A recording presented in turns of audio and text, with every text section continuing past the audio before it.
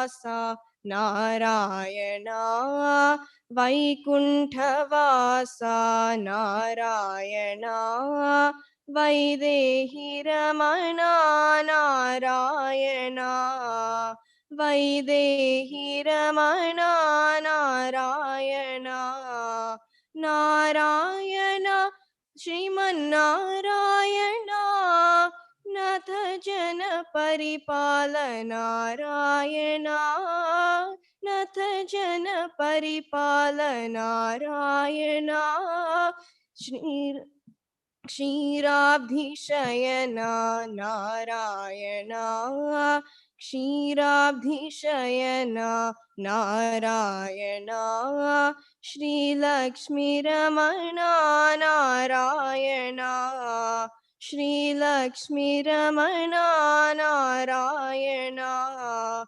Narayana Hari Narayana, Narayana Hari Narayana, Narahari Rupa Narayana, Narahari Rupa Narayana, Vaikunthavasa Narayana, Vaikunthavasa Narayana, Vaidehi Ramana Narayana, Vaidehi Ramana Narayana, Narayana Shriman Narayana, Narayana Shriman Narayana, Nath Jana Paripala Narayana, Nath Jana Paripala Narayana, Narayana Narayana.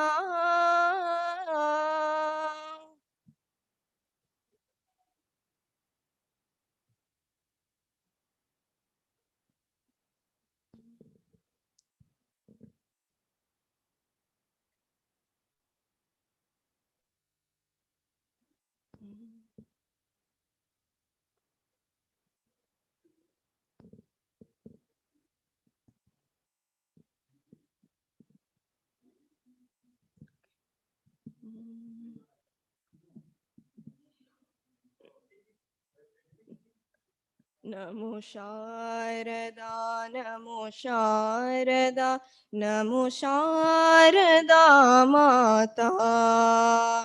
Namo Sharada, Namo Sharada, Namo Sharada Mata.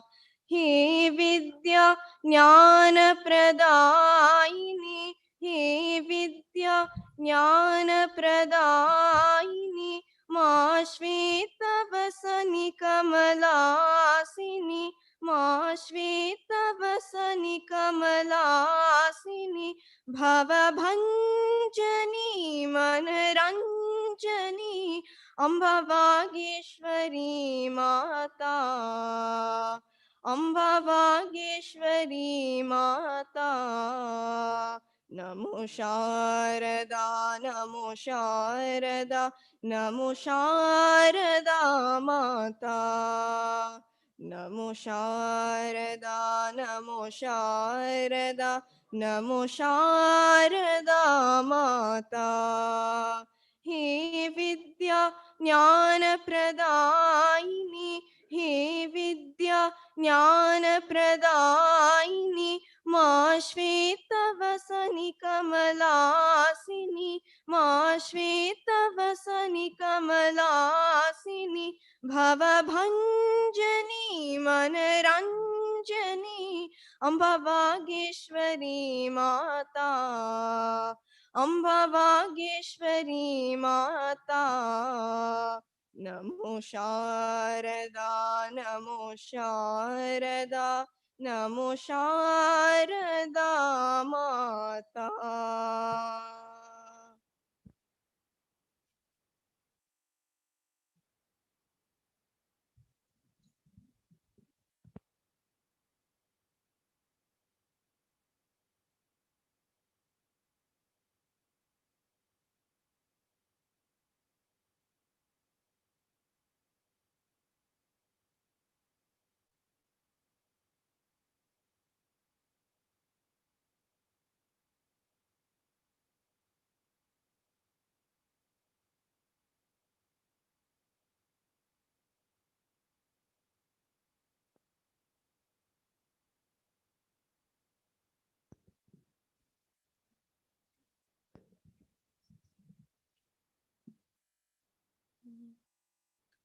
Atma Ramananda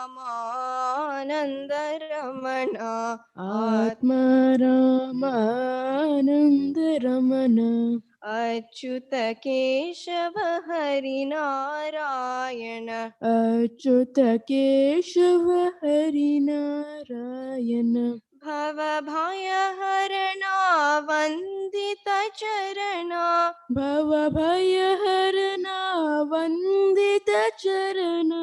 Raghukula Bhushan Rajiv Lochana. Raghukula Bhushan Rajiv Lochana. Adi Narayana Ananta Shayana.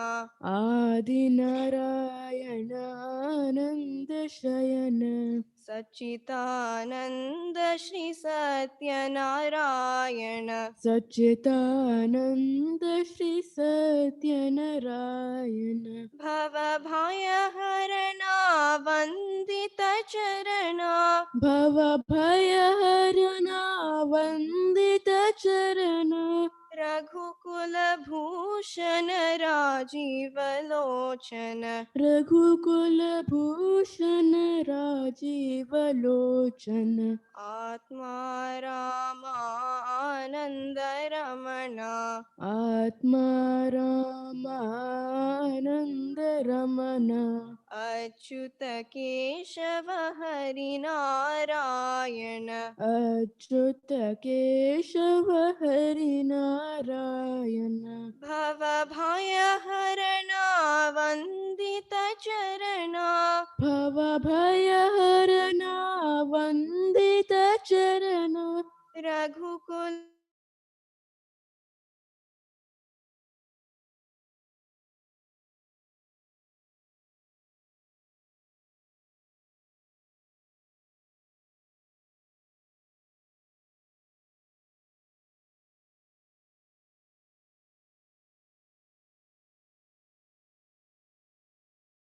Shri Satyanarayana. Sachidananda Shri Satyanarayana. Bhava Bhaya Harana Vandita Charana. Bhava Bhaya Harana Vandita Charana. Raghukula Bhushan Rajiv Lochana. Raghukula Bhushan Rajiv Lochana. Atma Rama Ananda Ramana. Atma Ramananda Ramana.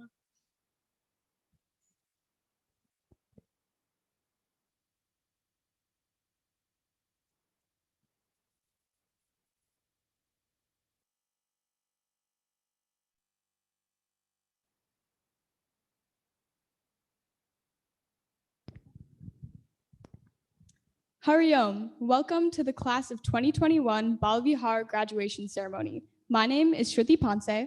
Hari Om, everyone. My name is Pranav Viswanath, and we are both part of the Bala Vihar class of 2022.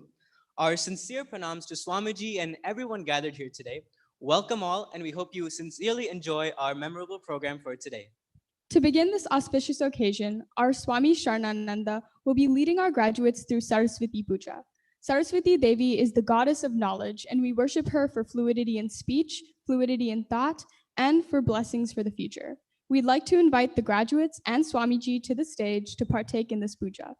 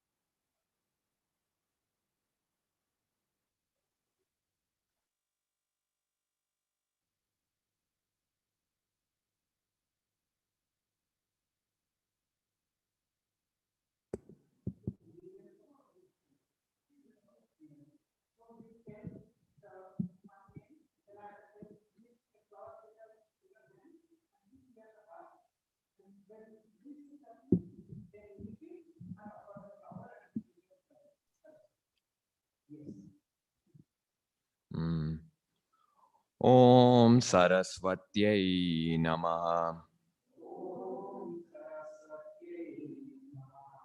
Om Mahabhadrayai Namaha. Om Mahamayayai Namaha. Om Varapradayai Namaha. Om Shri Pradayai Namaha. Om Padma Nilayayai Namaha. Om Padmakshayai Namaha. Om Padmavatrakayai Namaha. Om Shivanujayai Namaha. Om Pustakabhrite Namaha. Om Jnanamudrayai Namaha. Om Ramayai Namaha. Om Parayai Namaha. Om Kamarupayai Namaha. Om Mahavidyayai Namaha. Om Mahapatakanashinyai Namaha.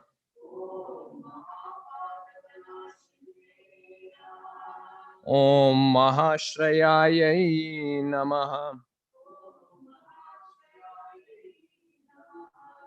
Om Malinyai Namaha. Om Mahabhogayai Namaha. Om Mahabhujayai Namaha. Om Mahabhagayai Namaha.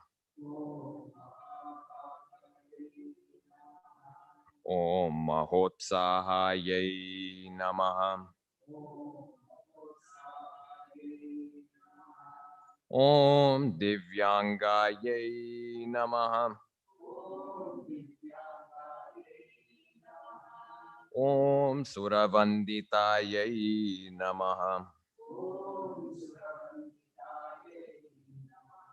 Om Mahakalyai Namaha.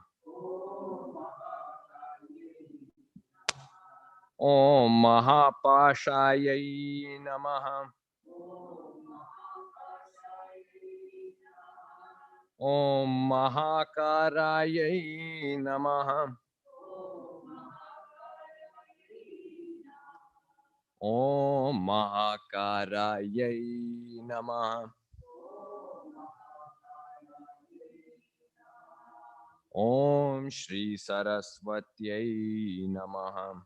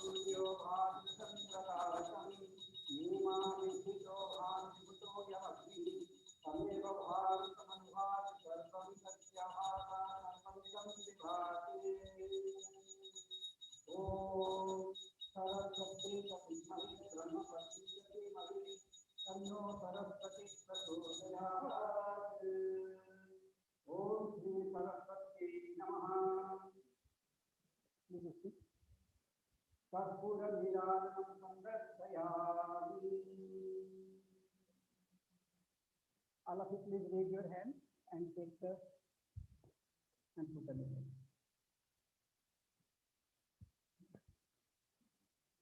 Kamena vasa manasendriva buddhyatmana va prakrute svabhava karomiyasya sakalam parasmaye narayanaye samarpayami Srimannarayanaye samarpayami.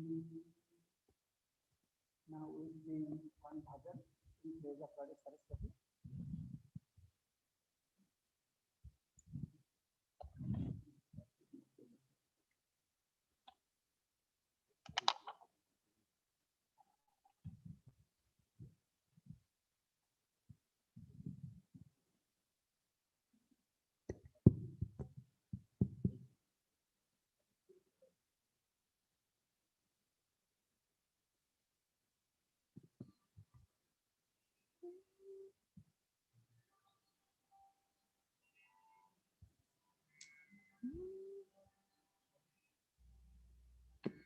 शारदे करुणानिधे सकलानवाम्ब सदा जनान् शारदे करुणानिधे सकलानवाम्ब सदा जनान् शारदे करुणानिधे सकलानवाम्ब सदा जनान् शारदे करुणानिधे सकलानवाम्ब सदा जनान् चारणादिमगीतवैभव पूरिताखिल दीप्तते शारदे करुणानिधे सकलानवाम्ब सदा जनान् चारणादिमगीतवैभव पूरिताखिल दीप्तते शारदे करुणानिधे सकलानवाम्ब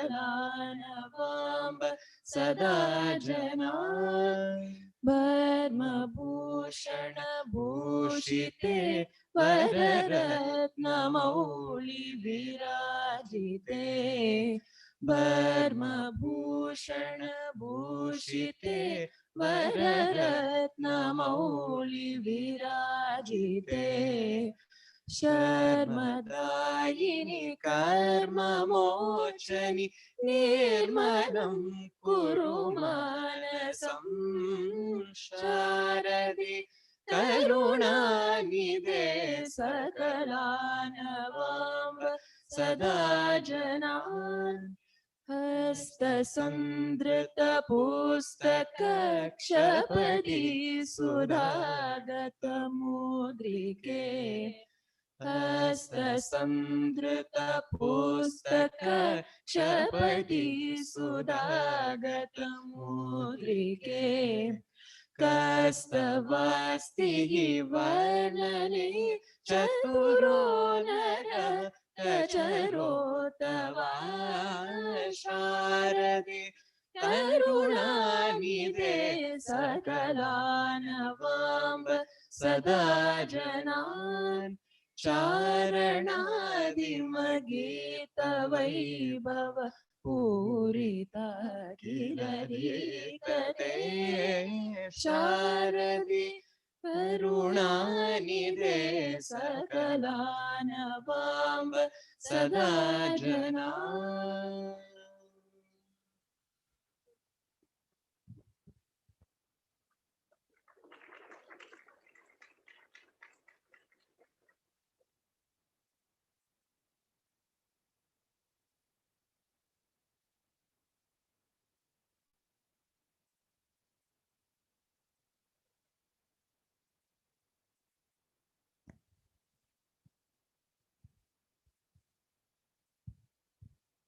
Students, thank you so much for your devotion. The bhajan was really nice.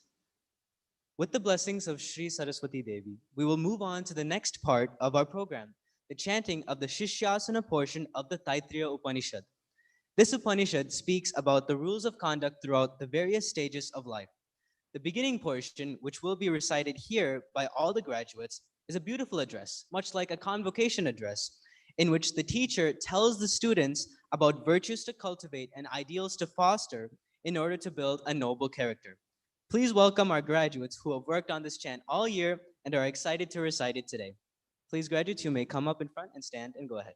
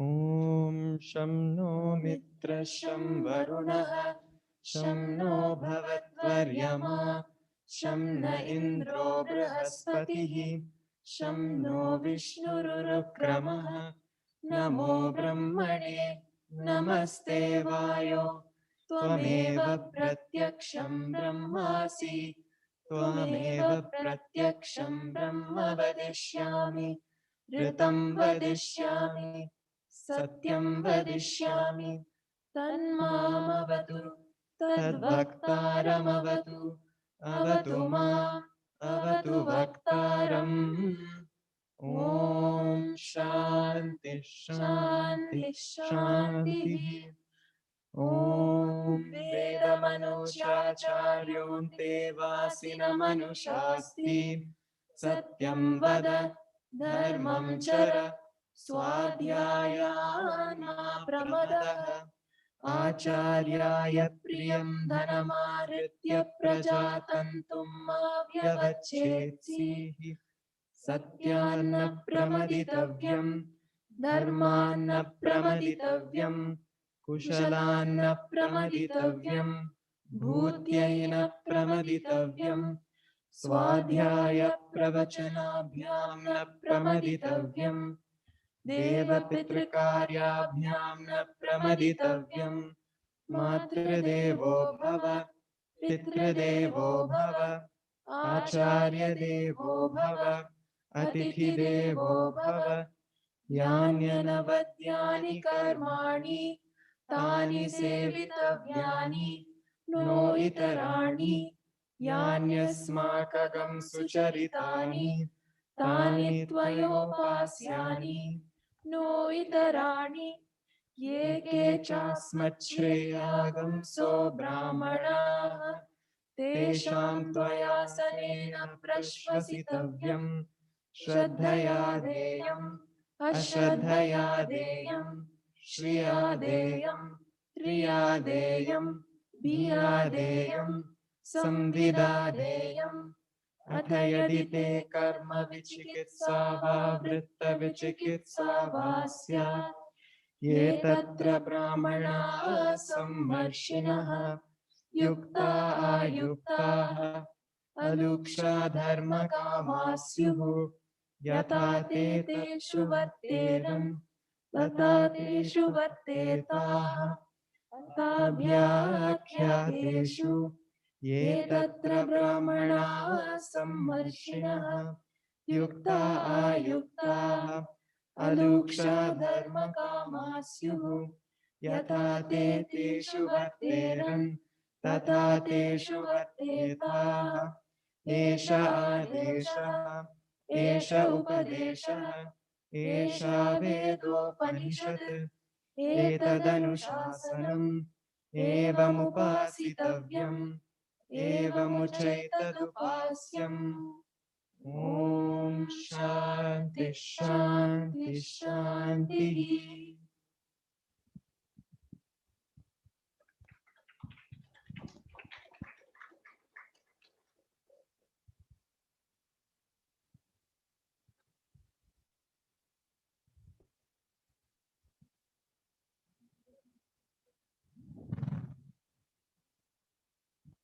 Graduates may now take their seat.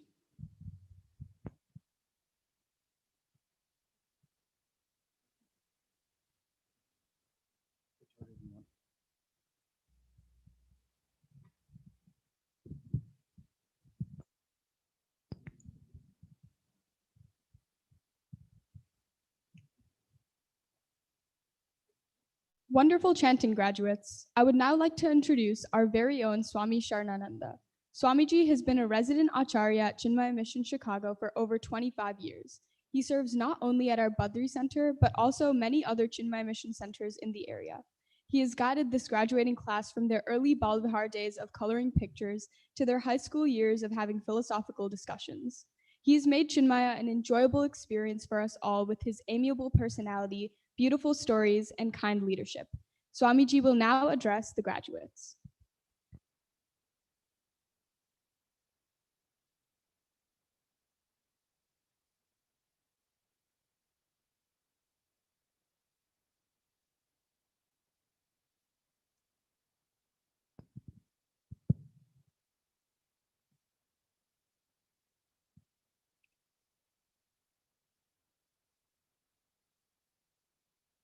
समस्त जन कल्याणी समस्त जन कल्याणी निरतं करुणामयं नमामि चिन्मयं देवं सद्गुरुं ब्रह्मविद्वरम् हरि ओम.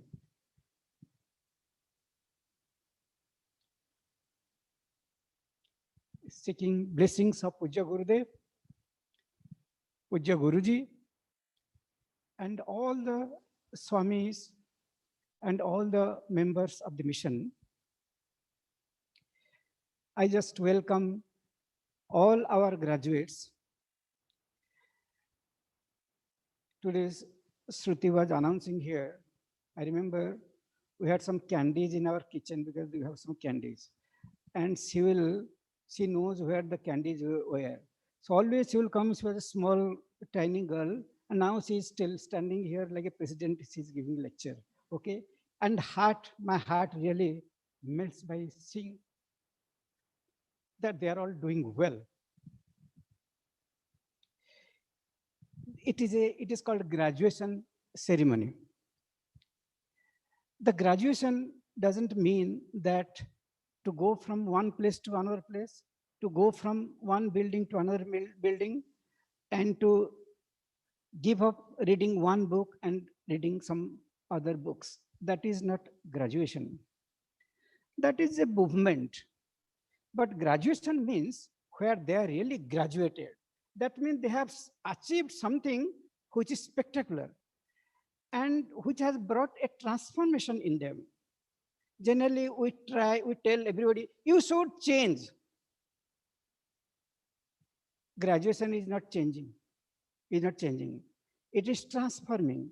In change, what happens? When you change, something of the past still remains. That is called change. Transformation means nothing of the past is remaining at all. Nothing of the past. That means particularly transformation is related to the mind. Physically will be the same body, same hand and legs will be there, but little bigger or little thicker. That's all, or fatter. But when it comes to mind, mind can transform. All our previous way of thinking, narrow way of thinking, and our negative way of thinking is completely sacrificed with something positive. Something which will really bring not only benefit to me and also to all who are around me. If that kind of thinking is there, they know that it's called transformation. Actually, in the mission, in the school and college, they are equipped how to earn money. Say, dad is earning money, he doesn't know where to keep. Mom is earning money, she doesn't know where to keep. And again, betas and betis, they will also join. Earn money, earn money, earn money. That is the sole goal of our education. Okay? If I get more, suppose I prosper financially or materially, then in proportion to that, some people will be devoured from that wealth. Whenever anybody achieves more in the world, there are many people will be there who has to lose. Otherwise, it will not come. Like big companies, if they have got more resources, that means from somewhere they have taken. Somewhere it has gone. Not that taken, from somewhere it has gone to them. And some other place, surely it will be lacking. That is the truth of this nature. That if somebody has more, somebody will have less. So we may not know directly that how we are contributing to the poverty of the country or of the entire world. We do not know, because we are just going in one direction. Everyone tells that, okay, get the good job, earn more money, you'll be happy. But all around we create unhappiness. This advice is not a sound advice. This advice is coming from our likes and dislikes, from our complexities, from our like narrow-mindedness, this advice. So it will not work really. Even if somebody goes to doctor, engineer, and professor, scientist, businessman, they become, but poverty will not go away. Suffering will not go away.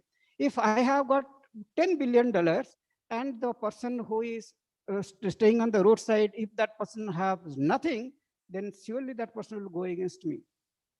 So far as power is concerned, I'm very powerful. I have police in my hand, all the rules and regulations in my hand, lawyers are in my hand. But that person, one bullet is enough for me. Because I created that kind of atmosphere. Nobody has created. I created that kind of atmosphere. Their children cannot go to study. Their children cannot have access to the medical facilities. They don't have access to the regular amenities because one person took everything. Okay.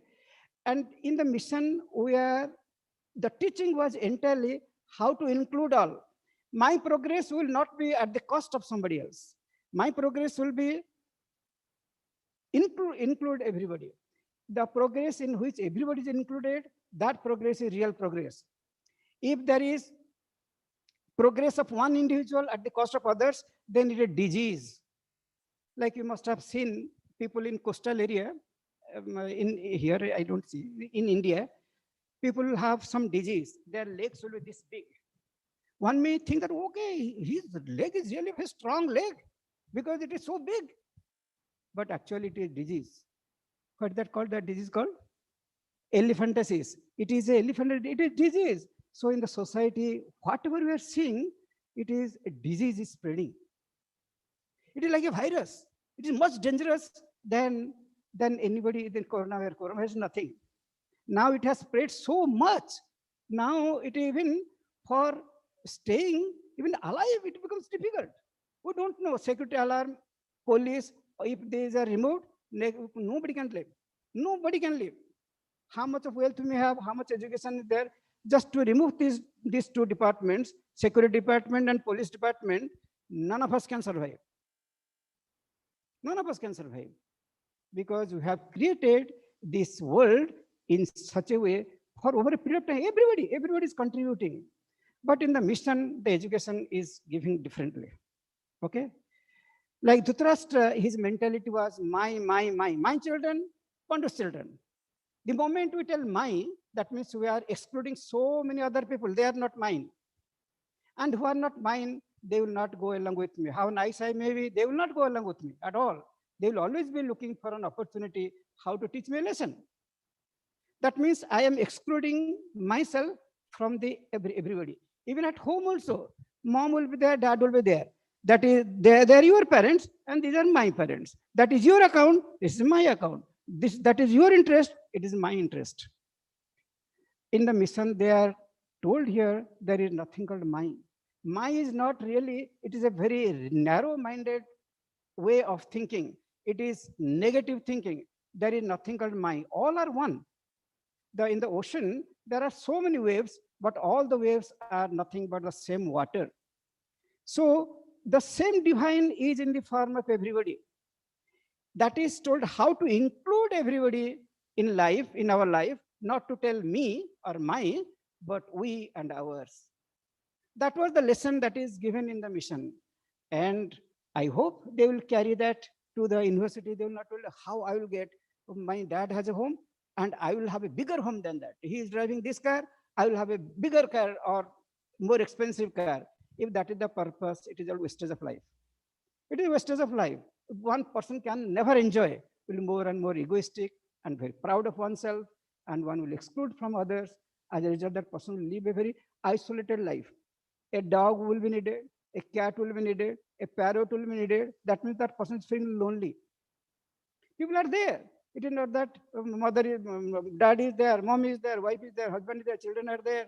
But still one will feel lonely because one has isolated oneself. But here they are taught how to include everybody in their life. And I pray for Pujya Gurudev's blessings. They keep this piece of teaching, which is given by so many teachers. Everybody has contributed, our teachers, our parents, our executive members, our board members, the entire community. Some people, they are helping us by not coming here. Some people are helping by coming here. Some people are helping us by creating problems. Some people are helping by helping us, really. There are different ways the entire nature has worked. Lord has given us light. Lord has given us the water. Lord has given us the oxygen.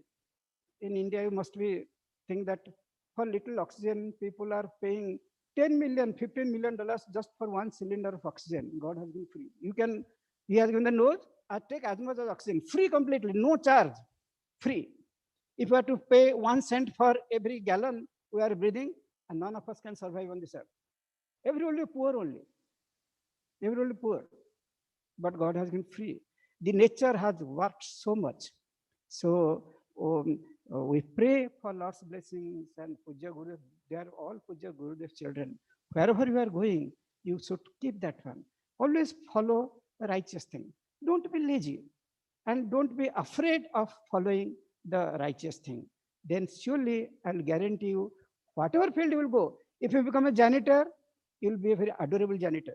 If you become a doctor, you'll become a very respected doctor. Not, oh, okay, he's taking money.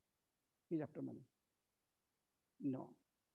And I pray for Puja Guru's blessings and Lord's blessings and the blessings of all the teachers and parents, that all of you shine in your life and become a role model to others to lead a very meaningful life.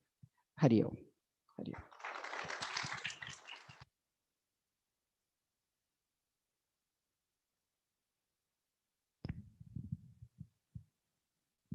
Swamiji, thank you again. Badri would not be what it is today without you. Thank you so much for your kind words and everything you've done for the mission.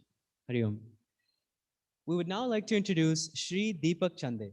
Deepak Uncle is a member of the executive board of Chinmaya Chicago and the coordinator for the Bala Vihar program.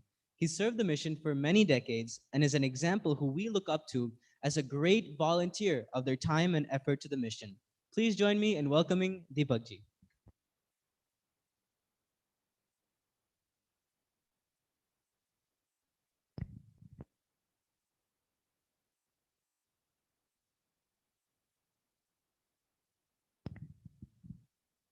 Hari Om, everyone. I think I can ask the graduates to have a seat on the chair for the rest of the program.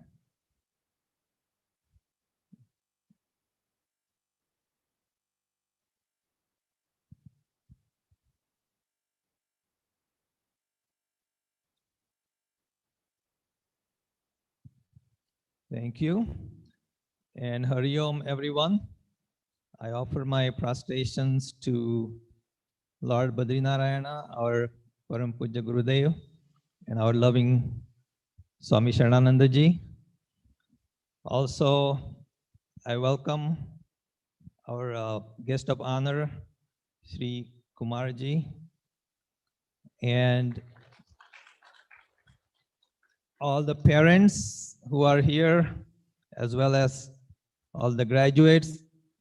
Also, many, many families who are joining us from home, and all your Bala Vihar kids and their teachers who are joining us through their class remotely.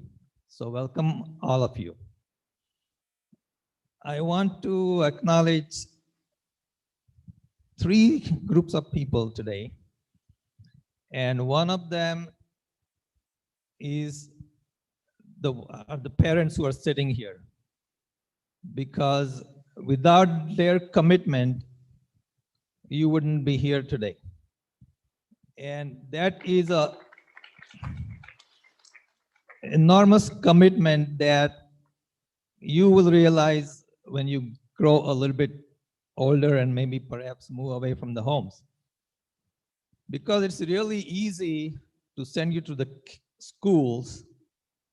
All they have to do is drop you off by the bus, or the bus will pick you up. And it just happens. But to bring you here every Sunday for last so many years, maybe 12, 13, many of you might have been here for 14 years if you come from pre-KG, and many of you do. And that takes extraordinary commitment on the part of your parents. And I congratulate all the parents for consistently doing it and not missing any of your Sundays to bring them here. Also, all of you who are sitting here, you are something special, because whether you liked it or not, whether you hated to wake up Sunday morning from your bed, that's your only day off perhaps, but you stuck with the plan, you respected your parents, and along with your siblings perhaps, you hopped in the car, eat your breakfast in your car, but you came here, and not for 1 week, not for 2 weeks, not for 52 weeks, but good 12, 13, 14 years that you've been coming here. So I pat you on your back. My heartiest congratulations to you. And I'm sure what you're taking from here is something special that only few in millions have. So be proud of yourself, and we obviously are proud of you.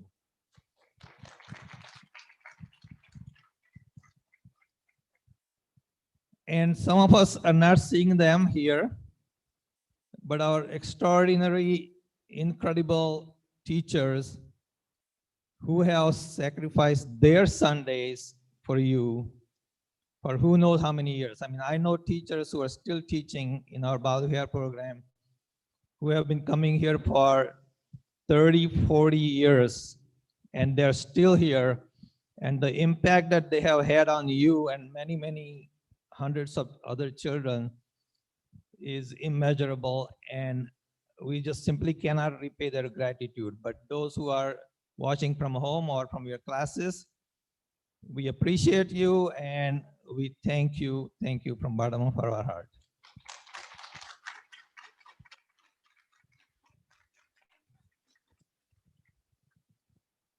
Also, I want to acknowledge, I forgot, but our President, Chinmaya Mission Chicago, Mr. Shankar Pillai, and Vice President Ashokji could not be here today because of their personal commitment to their families. They are out of town. So on behalf of them as well, I welcome you and everyone who is joining us. Next, I have a task of introducing someone who is very special, and he's our Swamiji at our Chinmaya Mission Los Angeles Center. His name is Swami Ishvarananda, and I don't see him here perhaps, but he is joining through Zoom. And Swamiji, I extend you my warm welcome. on behalf of Chinmaya Mission families here at Badri, please join us. Swamiji, Swami Ishvarananda ji is not a stranger to our Chinmaya Mission Chicago families. He has been visiting here for many, many occasions, almost every year until last year. And I personally had my good fortune to attend many of his discourses throughout our Mahasamadhi camps, as well as whenever he came here in Chicago. So I see Swamiji is there, so I'm glad to see him. And Swamiji is really a dynamic, influential speaker on not only the Vedantic topics, but he has applied Vedanta to our science, our business, and had given countless lectures or discourses on stress management, on time management, and many of the techniques that we use in our daily lives. His unique humor and wit makes his topic so interesting and very palatable and very easy to understand. Swamiji has written many, many books. To name a few, he has a book titled Conscious Living, also Silent Search. Many of you should read his Life of I, which I personally found very interesting. And also there is a compilation of his talks in a book called From Darkness to Light, which we will have a pleasure to share with all of you. So please read that. So with that, without further ado, I invite Swami Ishvarananda ji to join us via Zoom and perhaps address our graduates. So thank you for listening and thank you so much.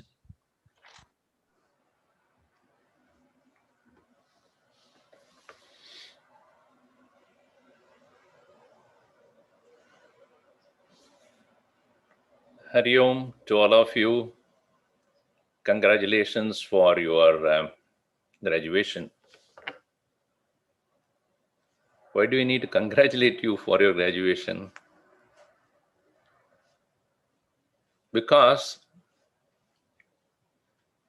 you have patiently continued to come to Bala Vihar all these years, learning different subjects, and now you have reached a point where you are independent. You are ready to get knowledge independently by your own observation, your own thinking. At this point, I should talk about a particular anecdote. In India, there was a great person called Sarvepalli Radhakrishnan, a great educationist.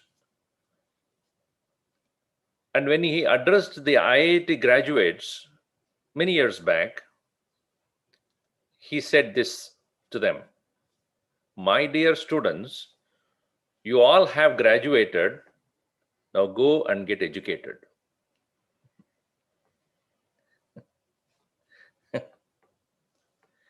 Graduation does not mean education. You may write an exam and pass, but that doesn't mean you are educated. Education comes by observation. Knowledge can be gained through the book. Wisdom can gain through you can gain through experience.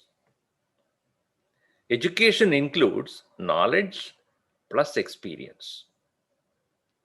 The teachers might have taught you, but it might have remained as an idea in your mind. It is not your ideal. An idea to become ideal, you should work. I may have a goal, but if I don't do anything about it, I may be very impressed with the goal. But if I don't do anything about it, it will remain only a daydream. It never becomes my own accomplishment.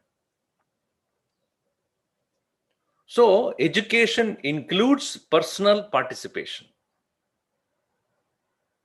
I must meet the world of challenges and various other opportunities that come to me, and I should face them boldly, strongly, proactively, and then only I can gain experience. Experience can be both. It can be pleasant, it can be unpleasant. Both of them educate us. Unpleasant experiences, failures teach us more than successes. Only when we fail, we know what we are doing wrong. Isn't it? When you slip only, you will know how important is your balance. 2-3 days back, I had done something seriously wrong when moving, and I had sprained my back. Now, sitting is a pain, standing is a pain, lying down is a pain. I'm going through for the past few days. Now, I have taken my body for granted all this while, when it was not giving me any trouble. I was moving around, doing everything. Now, the same thing when I'm trying to do, there is a pain. What I have taken for granted, I realize that it was a blessing. Only when they start failing, when the body starts failing, you realize how important health is. Isn't it? Similarly, only when you go out of your home, you will realize how important are your parents. Now you don't know. Now everything is taken care. Your food is taken care. Your clothing is taken care. You're driving back and forth from here to back to home to Chinmaya Mission, or home to anywhere else. You're being chauffeured so far. And when you go start living independently in the hostel or some other university apartments, etc., you will realize that whatever you have taken for granted all these years are things that you have to do yourself. Then you realize how your parents have taken care of you so long. How important is their love? How important is their care? How important is their compassion, sympathy? Now, education, therefore, coming back to the point, is both ways. Pleasant, unpleasant, both will give you education. So never be afraid to face failures. When you are dealing with many people, now when you are going out to stay in a hostel, start living yourself, many people you will meet, your own roommate may be there, you may be so many others you will be dealing with. Not all of them will be pleasant to you. Not all of them will be good to you. And you will not have any shoulder to cry. Earlier, if you have any issue, you can come back home and then you tell your parents or somebody. But now you are by yourself. Your brother is not next to you, or sister is not going to be next to you. Your parents are not going to be next to you. So whom do you tell? Whom do you cry to? Whom do you take advice from? Of course, your mother will call you every day. Don't worry about it. What is happening? Did you eat at all? Are you sleeping well? While driving a car, are you looking at the road? Then after some time he says, Mom, I know. You don't need to tell me. But I'm telling you, over a period of time, you will have to face life by yourself. You will have no shoulder to cry, nobody to complain to, nobody to take advice from. I'm not saying that you will be left totally isolated, but then you develop an ability to withstand your own fears, your own challenges, your own uncertainties, your own insecurities. That will give you education, life education, not book education. Whatever you have read in the book will remain in the book only. Whatever you experience only will remain here. You have gone through all these years of school education, right? Do you remember all of them? Do you? What you remember is what you have thought about. It is like you eat every day. Do you think all that you eat you retain? Thank God you don't. You take only the essence and leave the rest. In the same way, in life you meet many, many things, good and bad, success and failure. Take what is relevant, leave what is irrelevant. Gurudev always said, listen to everyone. Take what is relevant, leave other things. Even I am telling you so many things, or Swami Sharananda spoke about that, Deepak Chande spoke, and so many others are going to tell you. Do you think at the end of it, if I ask you, what have you heard, whatever you have heard, tell me today? Many of you won't even open your mouth. I know that. What you take in your heart, what you be attentively able to listen to or absorb, that alone you will retain. So this applies to your school education, it applies to your college education also. Pay attention to what is important and leave other things. Don't even regret it. Many friends you will meet, some of them only you will be able to closely associate. So others are there, acquaintances, but not you will be able to relate with them. Similarly, when you are studying, pay attention to what is important and leave other things. Similarly, when you are to get engaged in various other activities in your university, don't put your hands in too many things. Just choose certain things and do well in that. That is what is called intelligent way of doing things. Everything looks important to you, but what will benefit you, what will be important to you for your own personal progress, that you pick up, pursue that, perfect it, and excel in that. So many things that you will come across as you proceed, as you become more and more mature.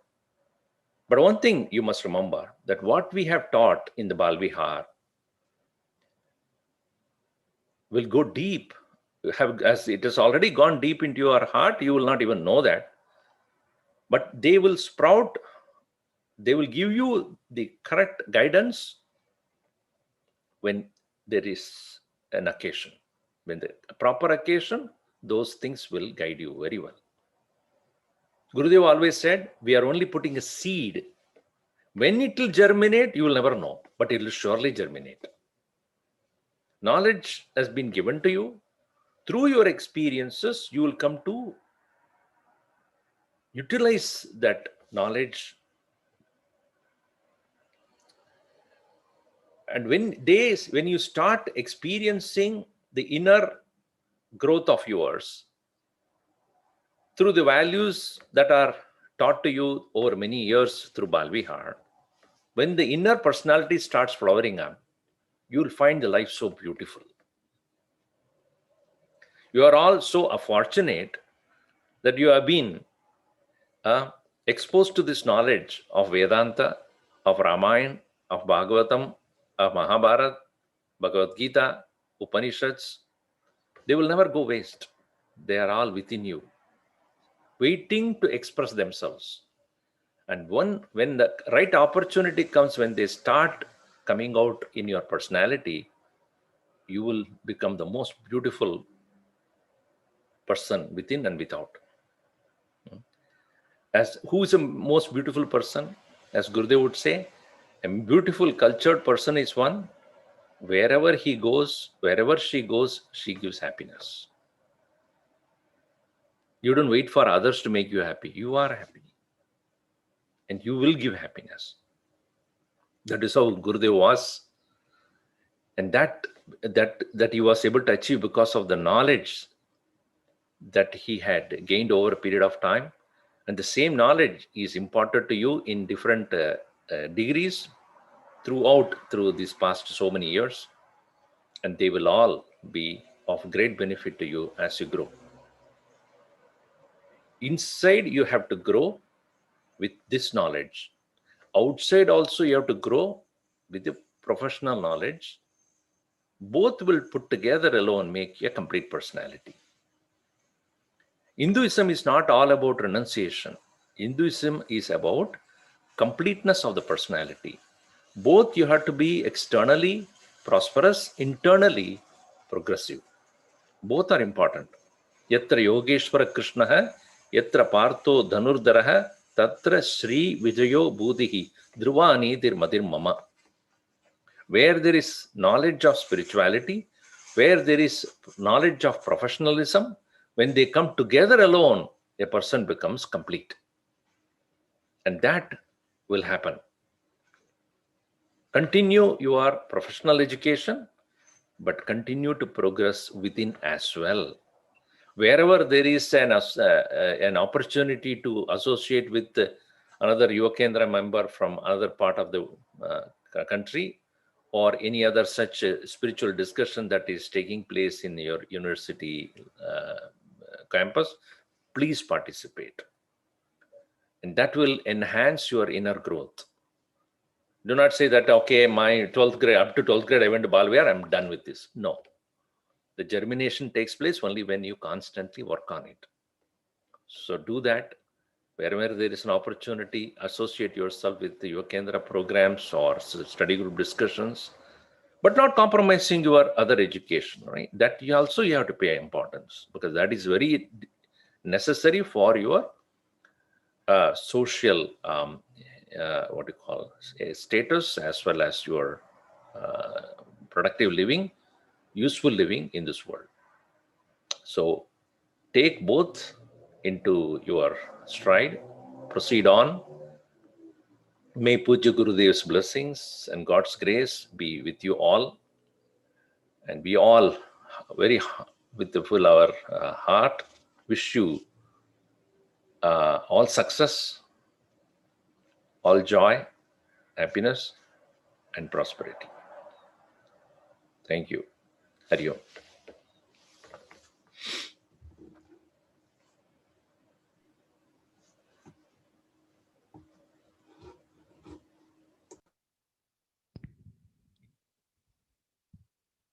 Thank you for your amazing words, Swamiji. We are honored that you chose to grace us with your presence today, and we hope that our graduates take some inspiration from you and your advice.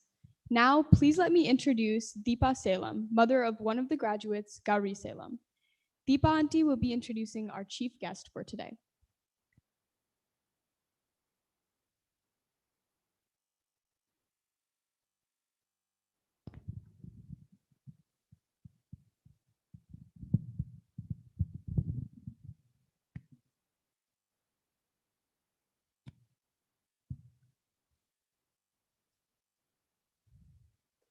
Hari Om Swamiji, Pranam. Pranams to all of you. As Swami Ishvarananda ji just said, Hinduism is not just for the man of renunciation, but for the man of action. And Puja Gurudev's whole message also has been exactly that. It's not just meant for the sadhus who live in the Himalayas, but for all of us. So from that perspective, Chinmaya Mission Chicago has had a wonderful traditions, and many of us who have been here, we know that every year they are not only invite, of course, our Puja Swamiji as well as Acharya from another center to talk, but we also invite a person from the community, a community leader or a writer or, a professional to come and talk about how the tenets of Hindu Dharma has helped them in their personal, professional, social lives. And we have all benefited through it for the years. And these chief guests that we invite can be an inspiration for all of you because they have done that. They have taken Hindu Dharma and applied it to their professional lives and become wildly successful. So from that perspective, for today, we are very honored to have Shri Avatans Kumarji be with us today as our honored chief guest. Avatans ji has a very interesting background. He is from Bihar, Patna, Bihar, and he did his education in linguistics, first from Jawaharlal Nehru University in India, the famous university, and then from our own UFI, University of Illinois at Urbana-Champaign. Since then, he has been a very prolific writer. He churns out an article pretty much every other week, I think. It's kind of hard to keep up. I have it bookmarked all the time. Very prolific writer, great thinker, great speaker, and also an activist. He does get into many of the issues that face us from the Hindu community, and he's very active in kind of getting us represented with the government and so on.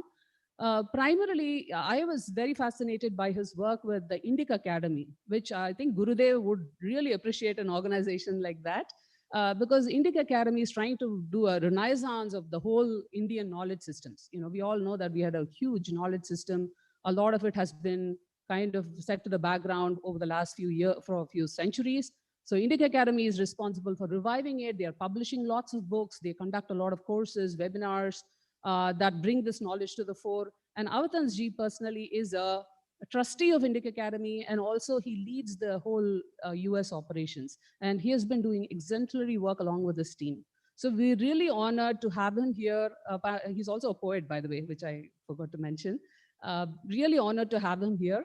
And we'd love for you to share your thoughts on how the tenets of Hindu Dharma have helped you in your life, Avatans ji.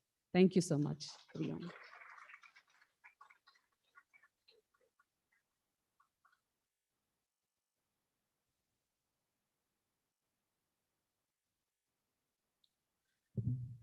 Thank you, Deepaji, for this wonderful introduction. I am not, I don't deserve all this, but thank you once again. When Deepaji asked me to come here and talk to you guys, I was a little surprised. But when Deepaji calls you, you listen. So I'm here. First of all, my pranam to Swamiji, Swami Sharanananda ji and Swami Ishvarananda ji, if he's still on the Zoom here. I ask you for your blessings. I have nothing in me here, so I definitely need your blessings. Dear parents, teachers, students, and family members, those who are here and those who are joining us remotely via Zoom or YouTube, it is my absolute pleasure to be here, to be with all of you. Congratulations, you graduates. You have achieved quite a milestone. In one sense, it is very special because I come from a background and your parents may have a similar background. You are special because growing up, we did not have in India this kind of setup where you can go to Sunday school, learn about our Shrutis, Smritis, Shastras. We didn't have this kind of school. Our schools, government schools, don't teach us these things. So in that sense, you are special. And you are also special because you're in a foreign land, your parents take the time to make you attend these schools. So, but congratulations, you have achieved quite a bit, and hopefully you will continue to do that.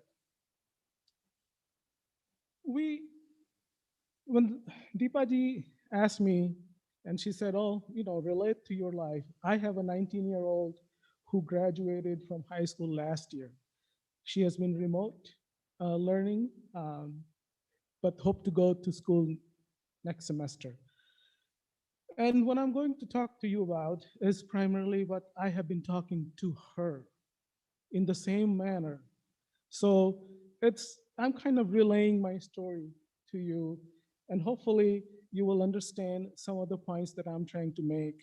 And one of the things that I tell her is that, we have to give you a reality check. You are in a very, very comfortable, comforted environment with your parents, with your teachers, Swamiji, all the gurus and acharyas that they have. But when you go out, it's a very different kind of world. And how you navigate that world depends on what kind of background you have from parents, from school, and all that. So let's start with the basis of all our what we do and how we react to the situation is based on our teachings of Dharma. So when we hear yada yada hi dharmasya glanir bhavati bharata abhyuttanam dharmasya tadatmanam srijamyaham. So whenever we have heard this mantra from Bhagavad Gita multiple times in multiple contexts, it means, roughly speaking, whenever dharma, the righteous law, languishes and lawlessness flourishes, O Bharata, I myself come forth. And when I say, I mean Bhagwan Krishna himself. So we watch TVs, all of us do, some kind of, we have media, we listen to news, we look at our social media feeds, Instagram, Facebook, and what do we see? What we see is the modern day commentary in media may present us with a stark, despondent, disconsolate situation of the world we live in. Widespread social economic inequality, social and political strife, we hear about all the time, Israel, Palestine, this and that, conflict environment, we are constantly told that we are approaching the doomsday. The Mother Earth that we live in, that she gives us so much, is in danger.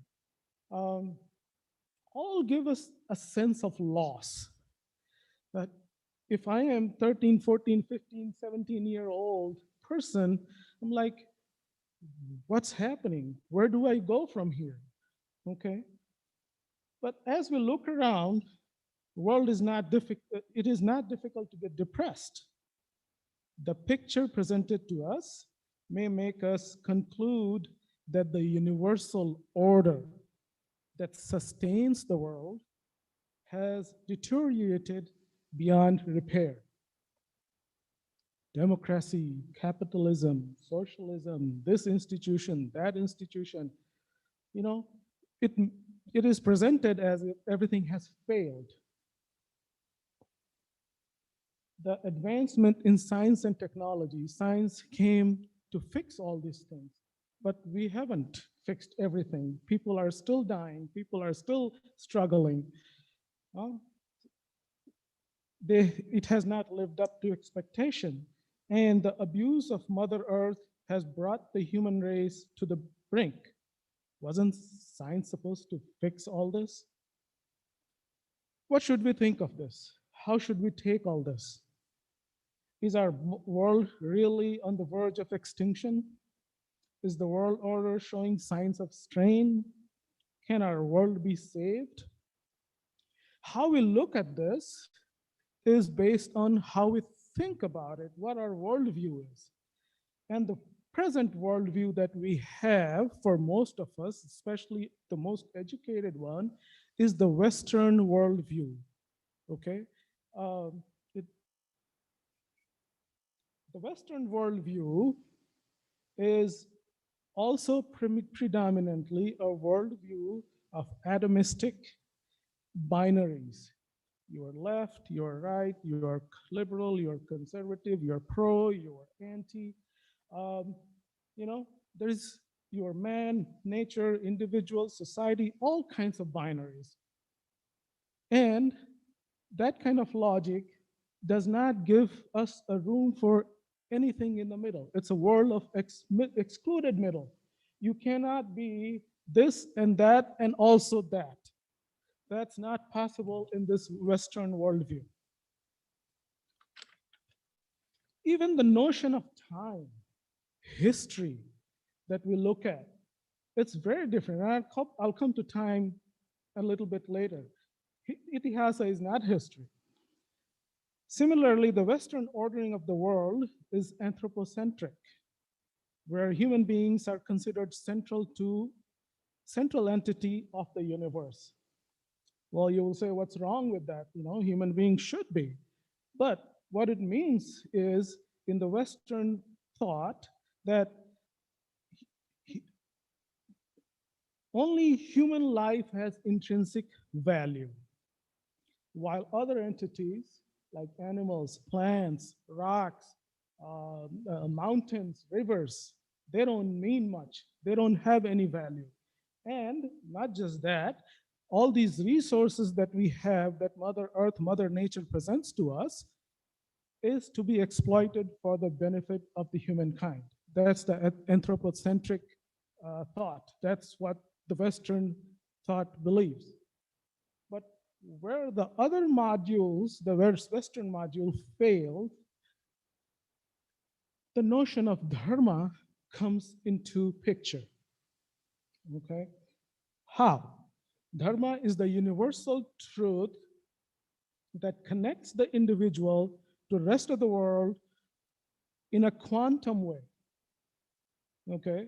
That is, in the same righteous principle, the same law applies to all of us, not just the human beings, but also the moons, the stars, the planets, the rocks and rivers and everything. They are all connected, and we are all connected to each other through dharma in the same way. There is no difference. And the entire cosmos is also connected and guided by that principle of dharma. So Mahabharata defines, you guys are already very enlightened, so you probably know what dharma means, but I will go over it quickly. Dharma in Mahabharata defines dharma in the following manner. Dharma is so called because it sustains and upholds people, hence whatever sustains is dharma. This is certain. That's what Mahabharata says. Dharma is propounded with the aim of securing the good of all living beings, hence whatever fulfills this aim, the good of all being is dharma. What comes from love for all being is dharma. This is certain to judge dharma from adharma. That gives you the discriminatory power to see what is dharma and what is adharma. Love is one of the very important ingredients of dharma. The Dharmic model, a model based on dharma, though one of the oldest surviving functioning model, has not been considered and studied as an alternative to the extent it should have been. Dharma is a key word in Indic culture. In the Indian knowledge tradition, the very essence of life lies in the opposites. We have Purusha, we have Shakti. Okay, it's the opposites. They combine. For example, Purusha and Shakti, Purusha and Prakriti. Sorry, they are seen as complementary, and neither of them can be denied or suppressed without running the risk of creating dissonance with both within individuals and as well as in the world around them. This duality creates and maintains the equilibrium of society. So Dharma is all about creating equilibrium. We don't have the concept of evil in Dharma. It's all about, because everything that we have is within ourselves. We stay focused with ourselves. We are not selfish, but it is us. Everything starts with us. Dharma recognizes that each individual has different physical, mental, and spiritual capabilities, as well as different levels of development. And as you grow older, you go out, live in the world, you will come to know about this every day, every single moment, that people have different abilities. What we have to do as part of Dharma is respect everybody. But then you have also to discriminate, not meaning you have to punish somebody, you have to look down upon somebody, but you have to be able to discriminate what, you will be hiring. Some of you may get into HR, become CEO, you'll be hiring employees. Now you have to figure out what the best quality you want, and then what best candidate you can apply, you can employ.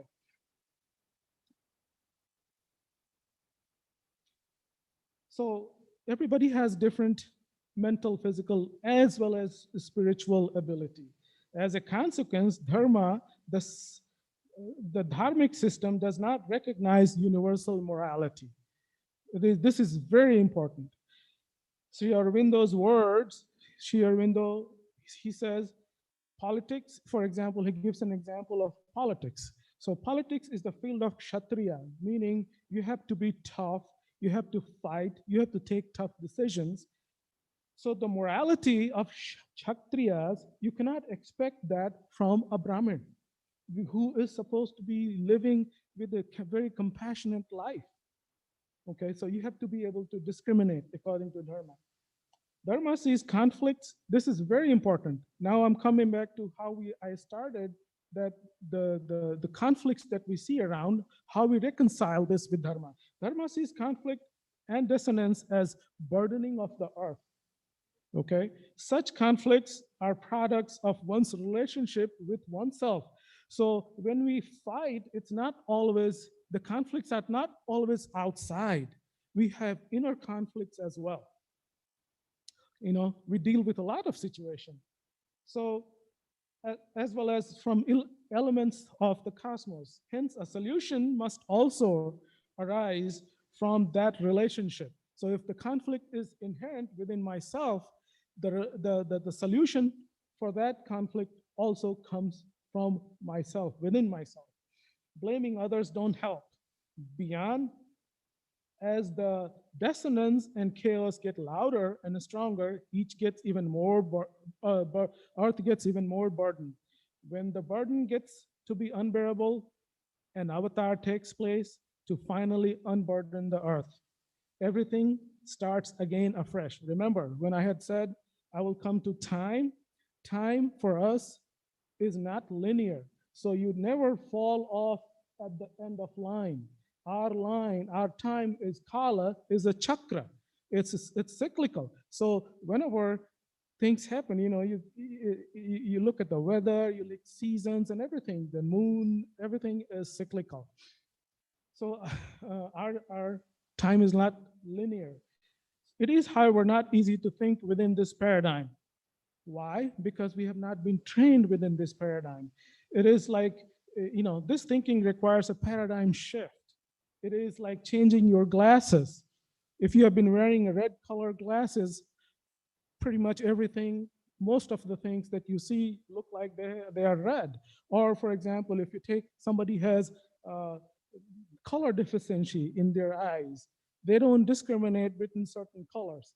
And then now they have come up with correcting glasses. When they put on those glasses, they suddenly realize that they found a new color. So that is what we have to do. We have to come and start looking from different perspective and different paradigm.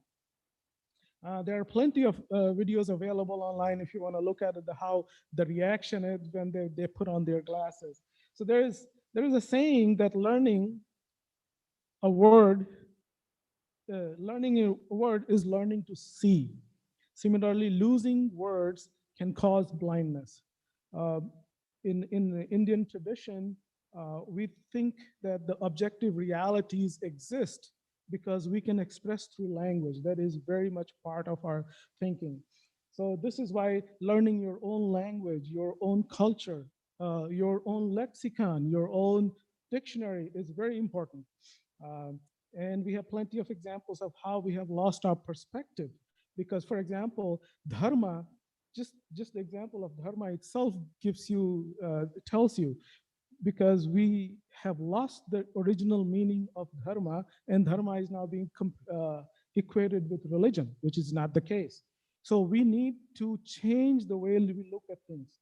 The time is short for me, and the topic is deep. And before me, a lot of acharyas and Swamijis have talked about it. But I'll quickly say that this is why what you are doing here at Chinmaya Mission is priceless. And you should be thankful. You should thank everybody around you who has made this possible. It is giving you, because what it is doing for you is giving you the vision as to look at things. It gives you the self-confidence. It gives you the language in your abilities, in your identity, your culture, your history, your tradition. It gives you the confidence to say with your head held high that you belong to an unbroken tradition, unbroken civilization of over 5,000 years of history of excellence in knowledge, be it science, mathematics, art, architecture, linguistics, spiritual wisdom. We have a long history. And of course, in material wealth, Swamiji was talking about it briefly. It's one of the purushartha, So you have to go out and make money and live your life. It is a civilization that ranked top 2 nations, two civilizations in the world in GDP throughout its existence, except for the last 200 years. Now it is up to you to take this mantle forward. What rishis, munis, gurus, acharyas, Swamiji of past have done, you have to do it in future, because the future rests with you. And I know you can do it. I have full confidence in you. You can do it because you are probably one of the best equipped generation to do it. We were not as fortunate. We have done what we could do, but you are, in my opinion, I believe that you're very well equipped to do this. In all aspects, and probably for the first time since at least 1800s, you are the most equipped, and I have a high hope that you will be able to do it. In Swami Vivekananda's word, arise, awake, stop, not till the goal is reached. Be a seeker, not a follower. May Ishvara within you bless you all.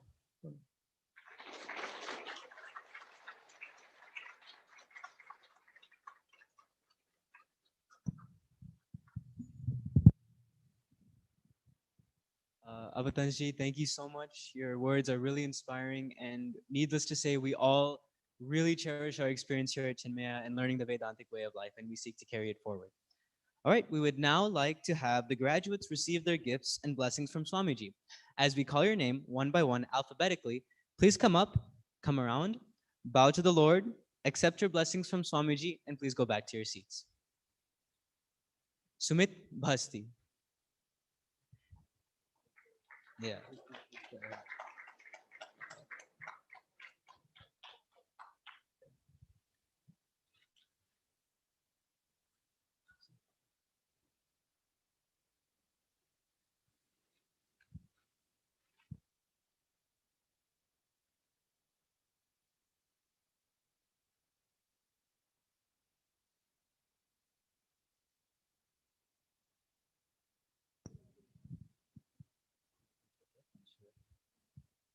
Thank you for your patience. We have Sumit coming up now.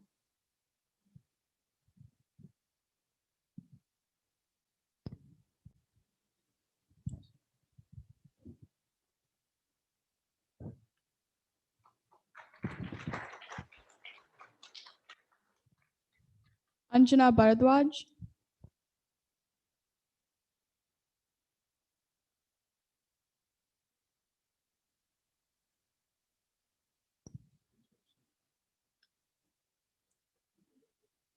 Yeah.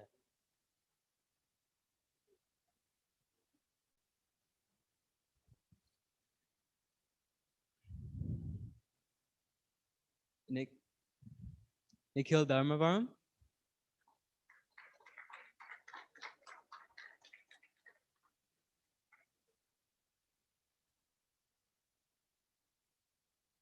Nandani Gupta.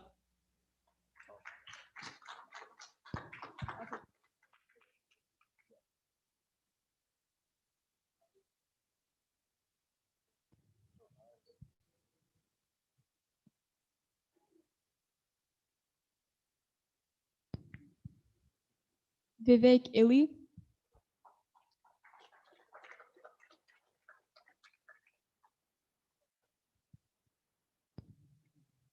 Riya Joshi,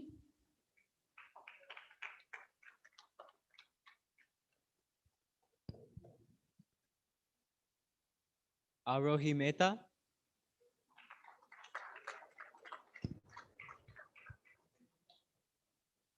Prarthana Prashant,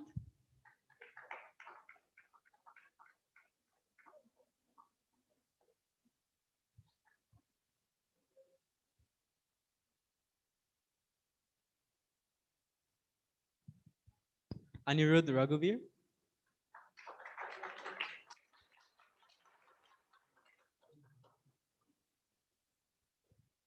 Milan Sagaram,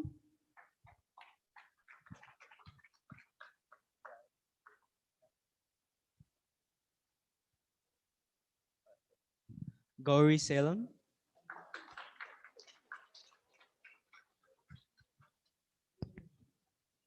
and Nikhil Sivakumar.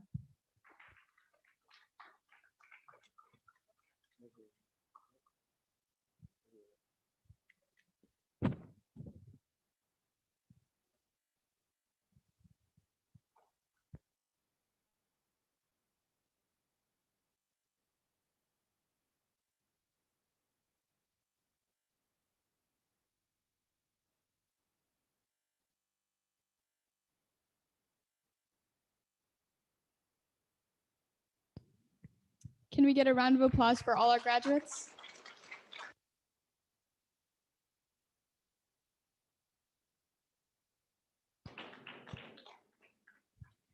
We will now invite our wonderful graduates up again to speak about their experiences and time at Chinmaya. We will be announcing you one by one alphabetically. First up, we have Sumit Basti. He's a graduate of Wabansi Valley High School, and he's an easygoing, honest, and kind person, and will be attending University of Illinois at Urbana-Champaign for brain and cognitive science this fall.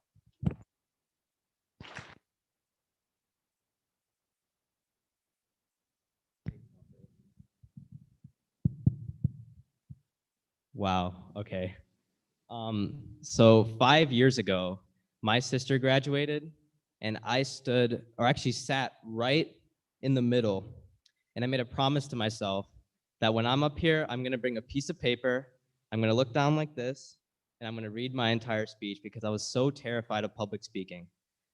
5 years later, unfortunately, that fear has not evaporated, so cut me some slack.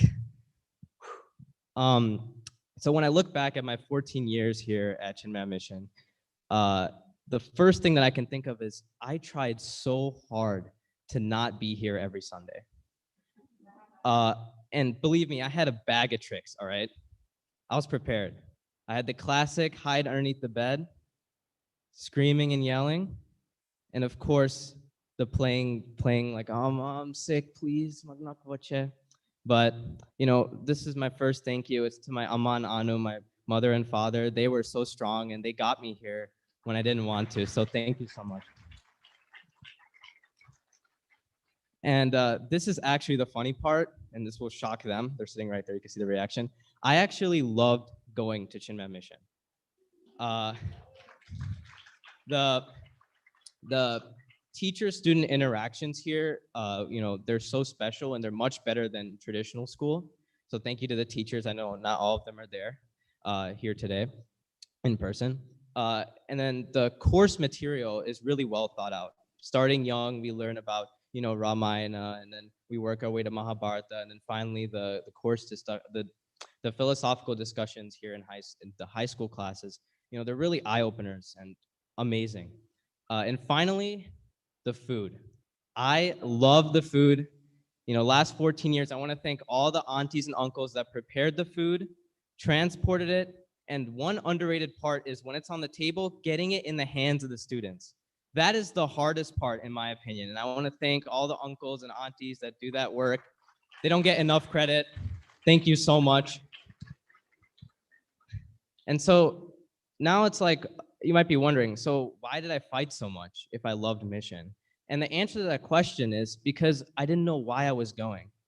if you don't understand that, try to do some introspection. When was the last time you guys did something so out of the way, like getting up at 7 a.m. on a Sunday and driving 40 minutes if you didn't know why you were doing it, right? And so last couple months, I've been thinking, why did I, do this? And I realized that it's actually a hard answer, because graduating and attending Chinmaya Mission it's not a requirement, just like our religion. There's no personal requirement. There's no professional requirement to be here.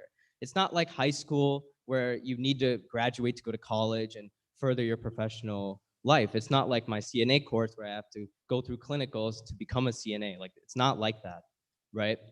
And I realized that the knowledge that we gain here is only seen when we face the brick wall that is adversity. And let me tell you, 2020 and 2021, if they had a last name, it would be adversity, because holy crap, we've been through a lot, right? And unfortunately, due to COVID-19, it's been, a year and, 5 months, 6 months of loss, right? We have lost, I'm sure all of us have lost some people in our life.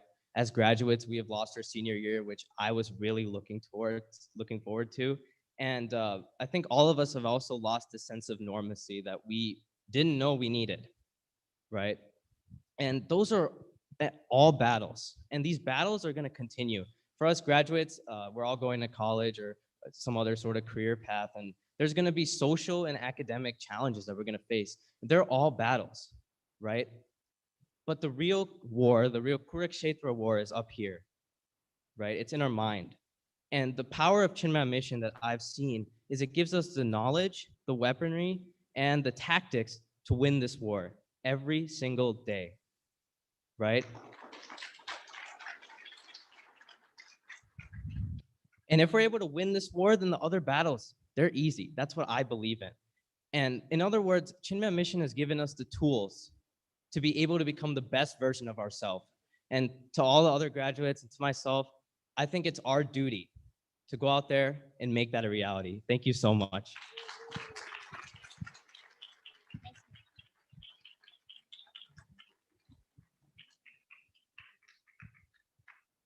Next up is Anjana Bhardwaj.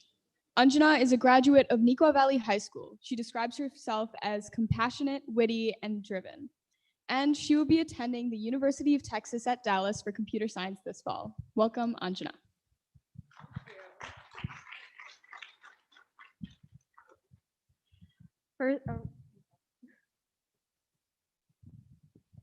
First of all, I would just like to thank everyone for being here today. I think walking into the shrine and being in Chinmaya Mission for the first time after a year and a half has been so surreal and honestly so exciting. And I'm so glad we got to be here together one last time before we all graduate. First, I would like to say that my first introduction to Chinmaya Mission was through Gita chanting with my parents.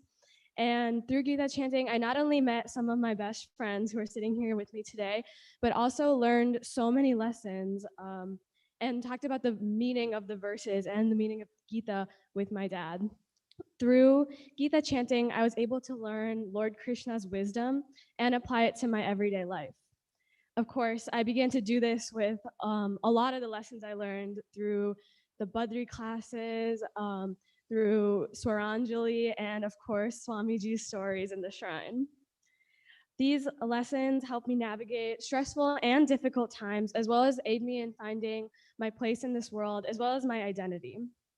I'm so aware of my thoughts now and my actions, and I find myself continuously coming back to my impact and what I've learned about what our duty is. One of my favorite aspects of coming to Bala Vihar and learning from Chinmaya Mission is how much discussion it sparks. I know my friends and I always loved sitting at lunch and discussing what we learned, not only in our classes, but also in the shrine that day. Sometimes I still talk to my friends about our summer camps, which are one of my favorite parts of coming to Bala Vihar. I loved the summer camps, especially with all the different acharyas we would get to learn from.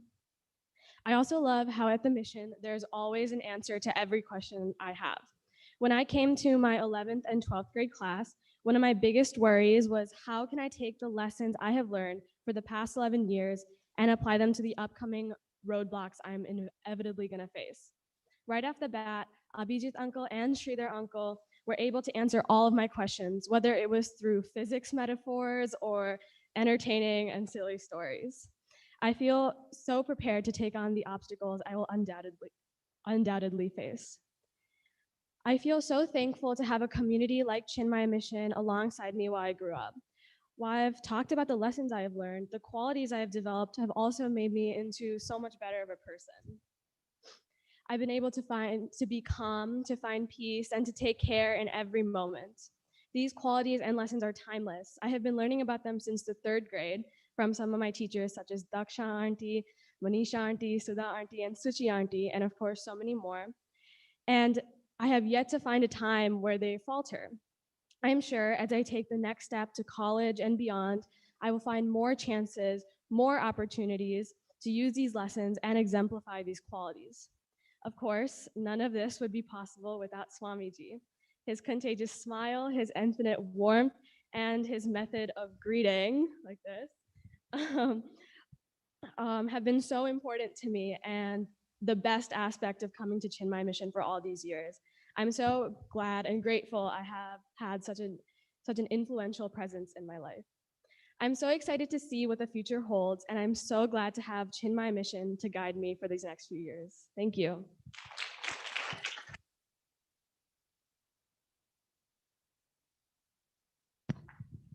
Anjana, thank you so much. Up next, we have Nikhil Dharmavaram.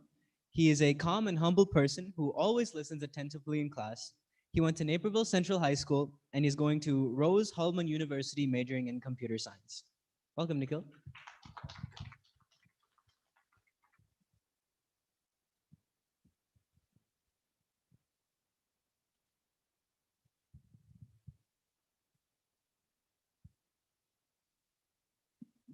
Thank you, Abhijit uncle, for inviting me for the graduation, even though I was at Chinmaya Mission for 1 year.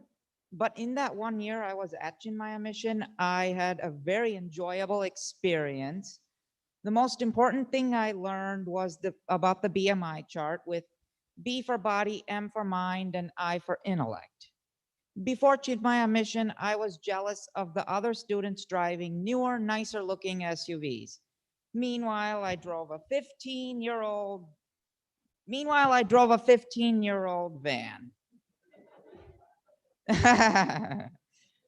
After a year of the Chinmaya Mission classes, I realized that cars are a part of outward appearance, body, and what is on the outside may not always match what is on the inside, mind.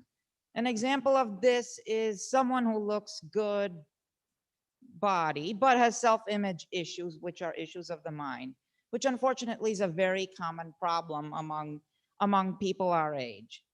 My most favorite part of Chinmaya Mission was the activities in the breakout rooms, because I was able to share my thoughts with everyone.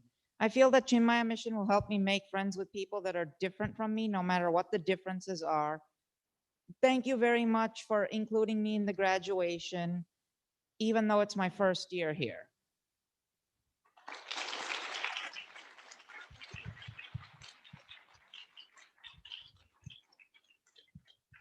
Up next is Nandani Gupta. Nandani is a graduate of Naperville Central High School. She's a determined, hardworking, and persevering person, and will be attending University of Illinois at Urbana-Champaign this fall. Here we go. Here's Nandani.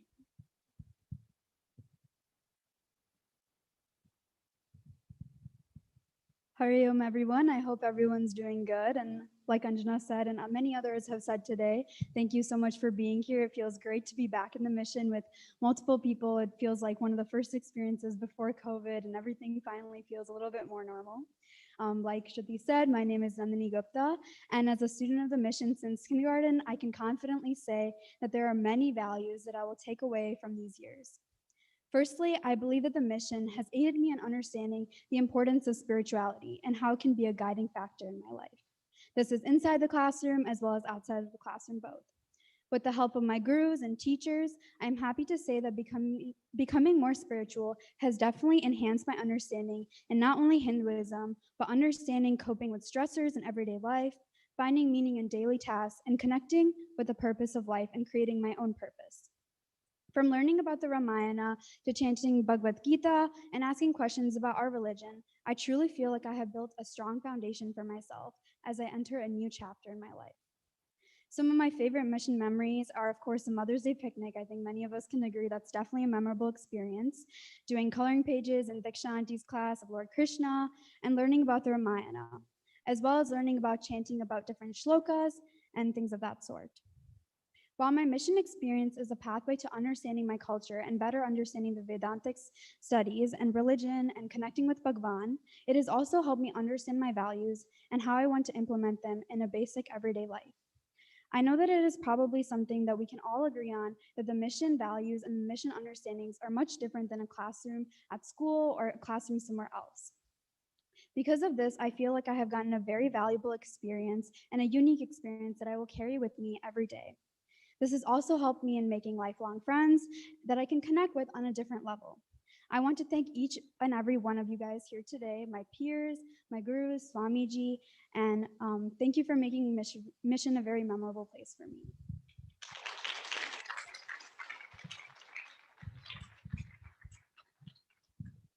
All right, thank you, Nandani. Next up, we have Vivek Illy. He's a graduate from Naperville North High School, and he's an ambitious, passionate, and creative student who'll be studying neuroscience at the University of Illinois, Chicago this fall.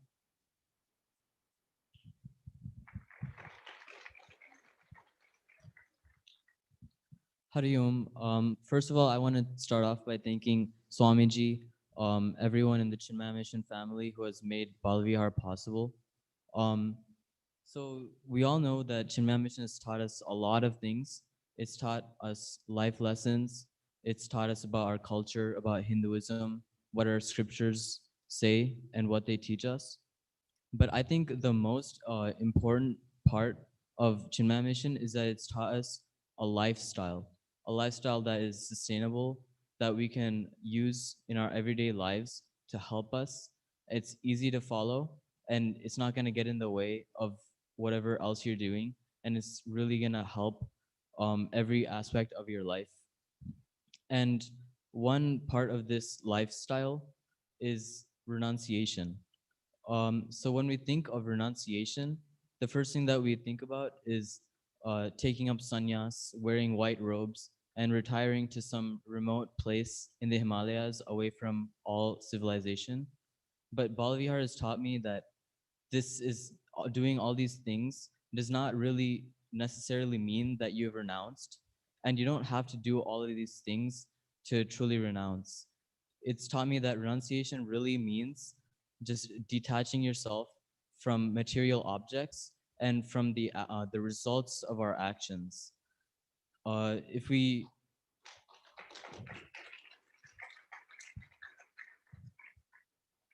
learned that detachment or attachment actually hinders us from progressing spiritually.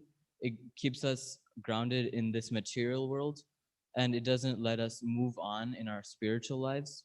And if we detach from material objects and from the fruits of our actions, then that allows us to progress spiritually as well as materially.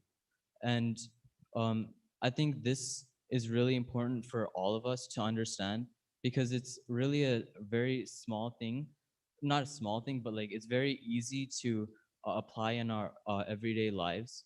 I find that as I detach from the fruits of my actions, I'm more focused on what I'm doing at the present time, and that I can enjoy what I'm doing, the process of what I'm doing, instead of focusing on what is going to result from that action.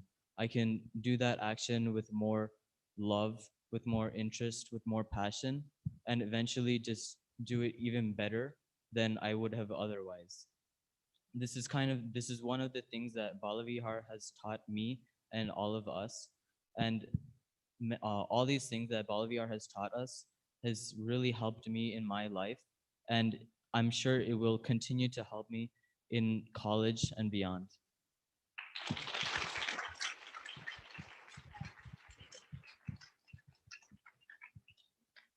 Up next is Riya Joshi. Riya is a graduate of Matia Valley High School. She is a tenacious, fun-loving, and enthusiastic person and will be attending University of Minnesota's Twin Cities for chemical engineering this fall. Here's Riya. Hari Om Swamiji, Shri Kumarji, and all the parents, teachers, and friends that devoted so much of their time and made so many WhatsApp group chats in preparation for this event. My name is Riya Joshi, and I have had the privilege of coming here to Chinmaya Mission for the last 11 years and calling it my home and a foundation for all of my values. My first memories of Chinmaya Mission are more materialistic. They revolve around all the coloring pictures of Lord Rama and Lord Shiva, and the brick downstairs that held the door open and failed to do so time and time again. And finally, I remember the food, obviously the food. But my memories of the more recent years are vastly different. I'll always remember the spiritually relevant discussions led by Abhijit Uncle and Sridhar Uncle that reignited in us seniors a passion for learning that we had lost in the previous years, a passion for learning about our culture and its application to the current state of the world. I remember the multitude of seemingly simplistic stories Swamiji shared with us in the shrine that taught us values we will hold for the rest of our lives. And I will never forget the enthusiasm of our teachers and our peers that radiated even through all the blank Zoom screens and their spotty Wi-Fi. Chinmaya Mission has succeeded in ingraining in me values of integrity, objectivity, and kindness that I hope will lead me to make the right decisions in the coming year and even after college. I want to thank all of my teachers and all the parents that devoted so much of their time to passing on their invaluable knowledge of Hinduism to us. I cannot wait to begin a new chapter of learning at Chinmaya Mission. Thank you.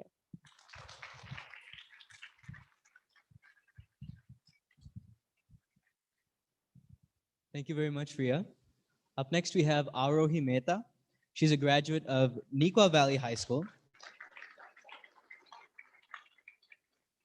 A graduate of Nikwa, she's a compassionate, hardworking, and determined student and will be attending Case Western Reserve University for computer science this fall. Welcome, Arohi.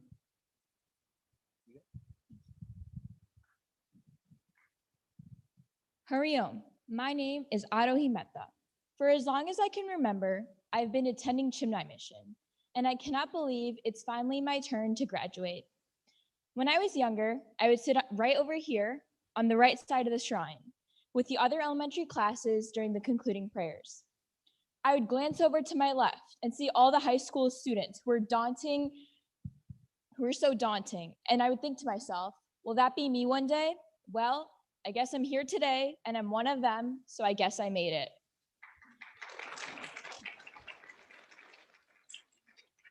When I take a step back and reflect on my experience as a Chinmaya Mission student, the first thing that comes to my mind is not just the chanting, the shlokas, or the Bhagavad Gita.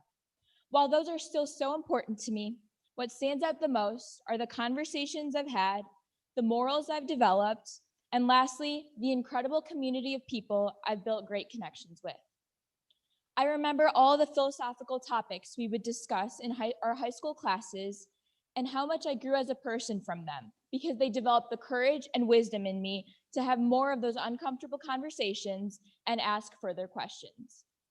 Through these years, Chinmaya Mission has taught me to value every accomplishment and failure, whether it be big or small, because it now fosters every single one of my decisions. It has also taught me to find peace and calmness in all the hustle and bustle of life, and that life needs to be lived simple and not complicated. As I take this scary but exciting next step into my life, I have no doubts that I will remember all of the amazing memories that I've made here. Coloring in lanterns on the valley, the beautiful Mother's Day celebrations, the hilarious, cheesy cultural skits, the dunk tank on the last day of summer camp, the funny, insightful stories from Swamiji during concluding prayers, and lastly, the best friends that I've made over the years. My mission experience is something I'm positive that I will cherish for the rest of my life, and I have no one to thank for that but my parents, teachers, and the incredible Chinmaya Mission community. Thank you again.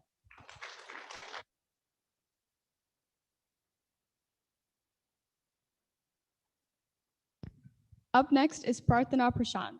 Prarthana is a graduate of the Illinois Math and Science Academy. She is a driven, ethical, and dedicated person and will be attending the University of Illinois Chicago's Guaranteed Medical Program for Biology this fall. Please welcome Prarthana. Hari Om Swamiji, all the teachers, and everyone who's worked so hard to bring us here. I still remember the first day I came to Chinmaya Mission, walking into Dakshanti's class in the corner of the basement, starting class with a few moments of meditation and the wonderful sound of the daily prayers, and talking with classmates who would go on to become some of my closest friends. That day, I became part of the Chinmaya Mission family, an experience I am forever grateful for. Starting with Dakshanti all the way through the senior Bala Vihar teachers, every Sunday morning class has taught me something new. Whether it be learning morals from stories of the Mahabharata or diving deeper into the meaning of the Bhagavad Gita, the lessons are always ever fresh and applicable to so many different aspects of life. Among the ever-changing ups and downs of teenage life, Chinmaya Mission has taught me how to stay grounded. Whenever I'm feeling upset or frustrated, going back to the lessons from Chinmaya Mission helps me make it through. It's taught me how to do the right thing over taking the easy way out, and setting high goals and working hard to achieve them. Apart from Bala Vihar classes, Chinmaya Mission has provided me with so many opportunities to sing, chant, and dance with fellow friends, allowing me to learn lifelong skills such as teamwork, flexibility, and confidence. Finally, watching all the dedicated volunteers come every week and serve has shown me the power of service in uplifting the community. As I enter the new college world, I'm sure these lessons will continue to be an invaluable asset.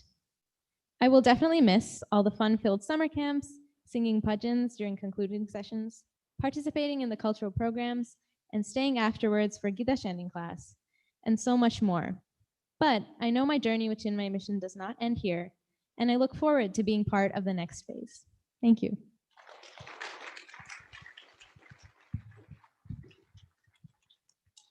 Congrats and great job, Prarthana. Next up, we have Anirudh Raghuvir. He's always been an observant and active student in Bala Vihar classes and activities. He went to Hinsdale Central High School and will be attending Case Western University this fall on a pre-law track with a music minor. Welcome, Anirudh.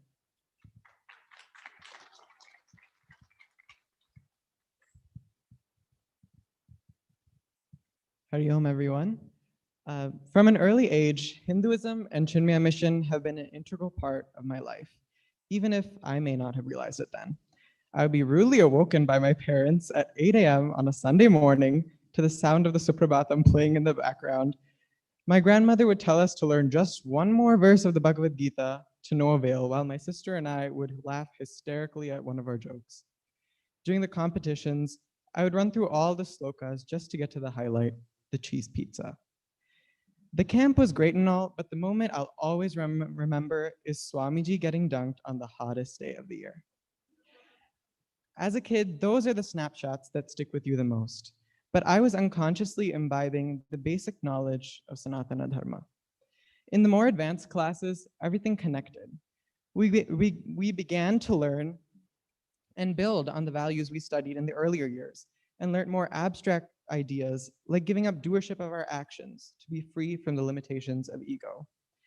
When I started to teach Bhagavad Gita to other kids and adults, I understood why my family would always pester me to learn the meaning of the slokas. I looked deeper to talk about it in the class and truly understood that the Bhagavad Gita wasn't just a sloka or a tune, but a timeless blueprint for your life. So no matter where life takes me, the foundation of the values from Chinmaya Mission, like working for a higher purpose and seeing God within all others, will be an important part of my identity. And I'd also like to give a huge shout out and thank you to Swamiji for his humor, his jokes, his kindness, his wisdom, and all the teachers who work so hard with so much dedication. I know they all have huge day jobs with so much stress, and they come here every single weekend and take on this undertaking to teach the next generation and keep these values intact. So thank you to all of them. Hari Om.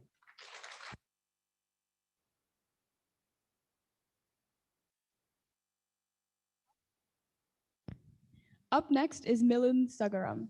Milan is a thoughtful and enthusiastic individual who went to Metea Valley High School and is attending the University of Urbana-Champaign this fall, majoring in computer engineering. Please welcome Milan.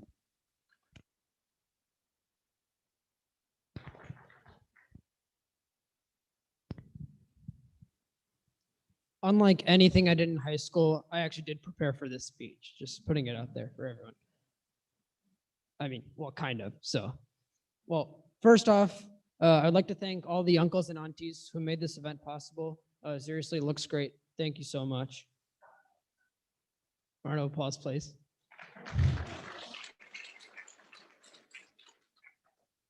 I firmly believe that Chinmaya Mission is as much about the little things like gratitude and other values as it is about the bigger things like the overarching themes of Hinduism. And I'll definitely take the Chinmaya values I learned, like humility and honesty, with me as I attend the University of Illinois. Here are some of the things that I enjoyed most about Chinmaya Mission. First, there's free food after every class. I mean, that's just great stuff, as others have mentioned. There's also free pizza after every Gita Chande competition, which is also great. I also enjoyed the skits and all the cultural events. That was really, really fun. And also the different games we played in class, like those were pretty engaging. I genuinely learned a lot. I think a lot of you guys can agree with that. And also, obviously, the free food at the Mother's Day celebration. That was amazing. And speaking of which, we need to give a special shout out to the people who ran the Mexican stall there. That food was great. It was out of this world. Thank you, Deepak Uncle. I really appreciate it. I would like to thank all my Chinmaya Mission teachers since I joined in 1st grade through 12th grade, who have given me valuable knowledge that will help me wherever I go. On top of that, I would like to thank Swamiji for his insightful and humorous stories that I look forward to every Sunday. And definitely last but not least, I'd like to thank my parents and my sister for their ongoing and continued support of my spiritual education. Thank you.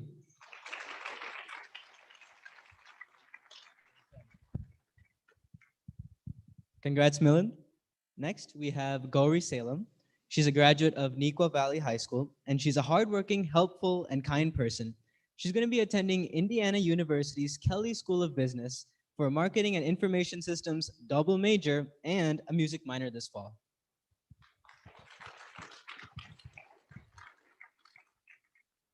Hari Om and pranams to Swamiji and everyone here. So as many of you said, I'm so glad to be here in person, especially after being all online this past year. So it feels so good to be here. And I've been coming to Chinmaya Mission ever since I was 4 years old. And I remember I was always very eager for the Mission Sundays to come.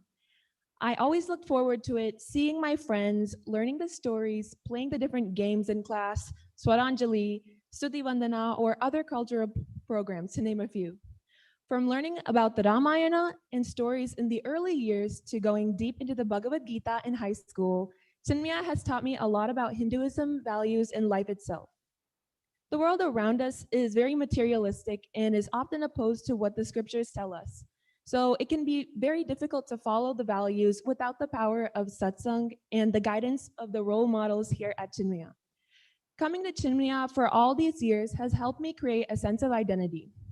The learning has also really helped me become self-aware of my actions, words, and thoughts, and has guided me with important decisions in daily life. Mission has also offered a range of opportunities for our growth. I am so grateful to have gotten the opportunity to be a part of the J-Chick camp in Dallas and my cord service trip to Coimbatore, which was a unique, eye-opening, and a humbling experience. But they don't know I'm saying this, but thank you to Amma and Appa for bringing me to Mission every Sunday since I was little. And I'm also very thankful to all the teachers, uncles, and aunties that always greeted me with a smile, checked up on how my life is going, and are like my second family here at Badri. I'm also so thankful that Chinmaya Mission gave me some of my best friends that I've known for a long time now and will always continue to keep in touch with in the future. And most importantly, I am thankful to Swamiji for always bringing a smile to my face and patting me on the head with a fist when he greets me, and for being my role model all throughout my Bala Vihar years. As I step into this next phase of my life, I will always carry with me the most important lessons that I have learned in my years at Chinmaya, But most importantly, I will remember the lesson that happiness is only within ourselves. Thank you and Hari Om.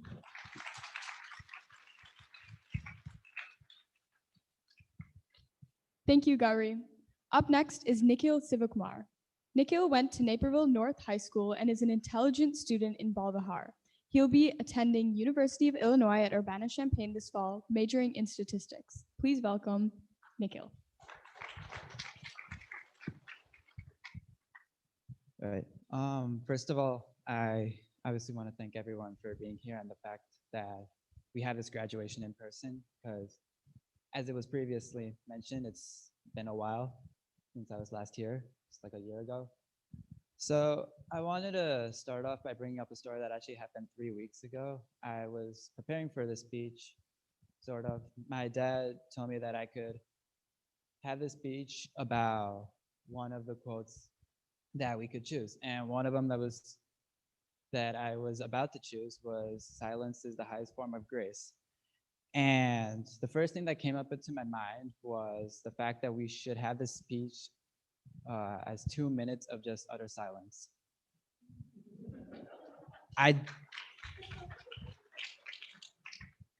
The only thing that I found more disturbing than the fact that I thought it was a bad idea was that my dad found it as a brilliant idea. But I think this kind of represents Chinmaya in the way that I appreciate how everyone in this community has been very supportive.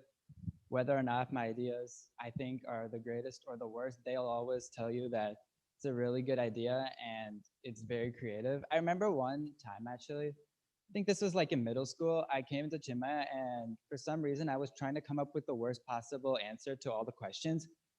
And yet my teachers thought they were still the best. I don't know how that happened, but I think it's really important.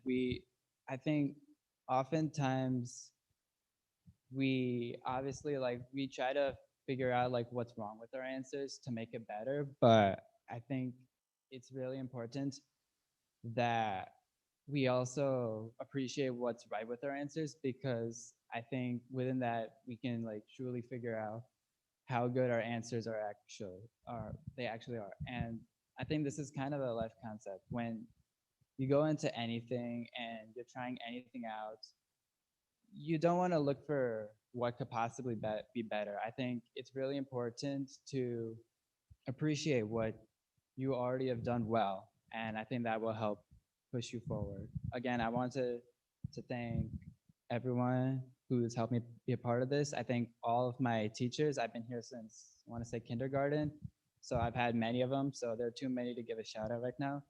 I think all of my classmates, you guys have been really supportive, and you guys have been pretty entertaining at times as well. I'd also like to thank Swamiji.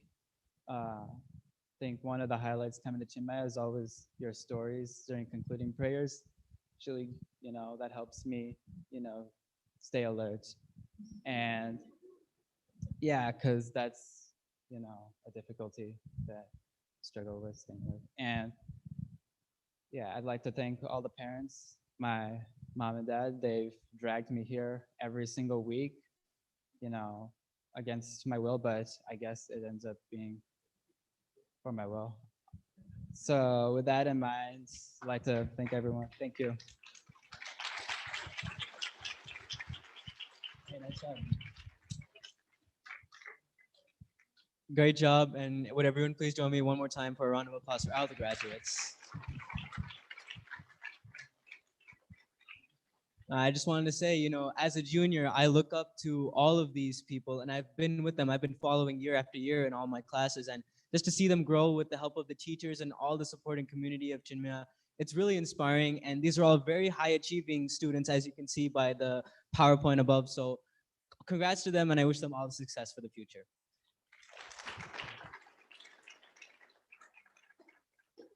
All right, now I would like to introduce the parent representative, Shri Ankur Gupta, who is Nandini's dad.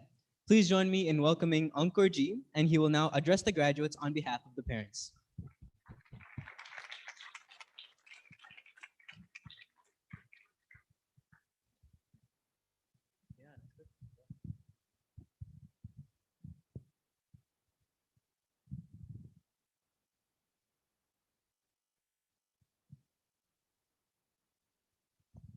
respected Swamiji, our chief guest, Shri Kumar, Deepak Ji, all the Bala Vihar civics and teachers who are present and who are watching this virtually.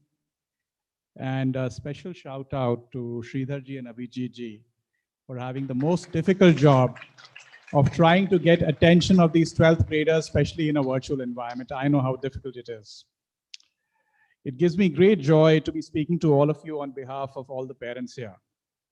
And I would like to start by congratulating the graduating class, Sumit, Anjana, Nikhil and Nikhil, Nandani, Vivek, Riya, Arohi, Prarthana, Anirudh, Milind and Gauri. Heartiest congratulations, guys, you've made it. Now, most of you came to the mission as young children, and you're leaving today as adults, ready to embrace the next chapters of your life. As parents, we would like you to realize your full potential and make a difference, a true difference, regardless of the career you choose or the field of your study. We want you to make good decisions, knowing that you will fail sometimes, but that you will learn from your mistakes. We hope and pray that those mistakes are small, but if not, that you will have the courage and the integrity to do the right thing in the face of adversity, peer pressure, and the inevitable, the easy way out. No matter where you go or what you do, there will always be challenges. Face those challenges straight on with your head held high and an open heart. Never lose sight of your dreams. Remember that life is made up of small little journeys. Strive to make them enjoyable, interesting, and rewarding. And listen, regardless of the path you choose, pursue something that you really want. Even in the most challenging times, never forget that you have the power to change things.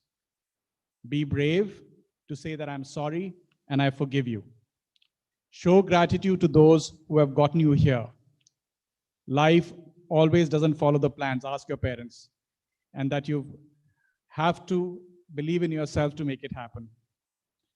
Now, Chinmaya Mission has helped you develop an amazing moral compass. You know how to treat people with kindness and respect. You know you have boundaries, but you can still have fun with your friends. You know how to stay grounded and humble. Look into your hearts, hear the voice of your conscience, and remember the teachings of the mission when faced with difficult choices in life. And the most important gyan I'm going to give you is remember to pick up that phone when your parents call you, or else they'll show up at your dorm unannounced. May Lord Badrinarayan always enlighten your path. May the teachings and values you've imbibed guide you throughout your life. And on behalf of the parents, I would like to thank our chief guest, Sri Kumar, and Swamiji for always guiding these children. And also, I know Shankarji and Ashokji are not here, but they've taken the lead in getting this mission to where it is today. And thank you, everybody who made this event possible. Thank you.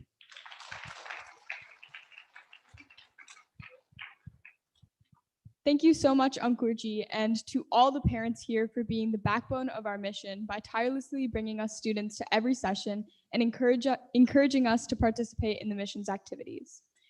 Thank you, parents. Round of applause, please. On the line of gratitude, we'd like to express our thanks to some of the amazing people who helped make this day possible. We invite Riya Joshi to present flowers to Swamiji.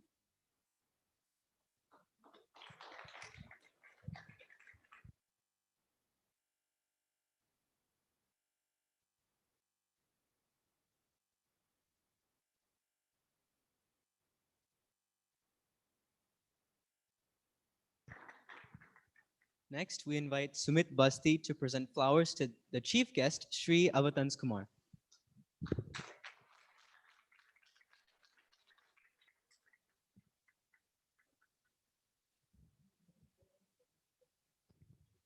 Next, we invite Nikhil Dharmavaram to present flowers to Sridhar Andurkar. Sorry.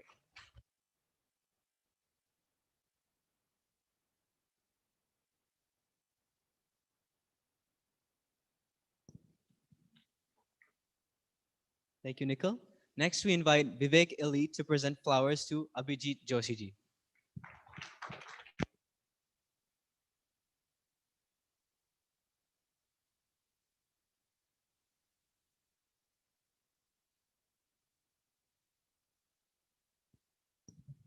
Abhijit uncle. Okay. Lastly, we invite Arohimeta to present flowers to Shri V.B. Reddy, our photographer.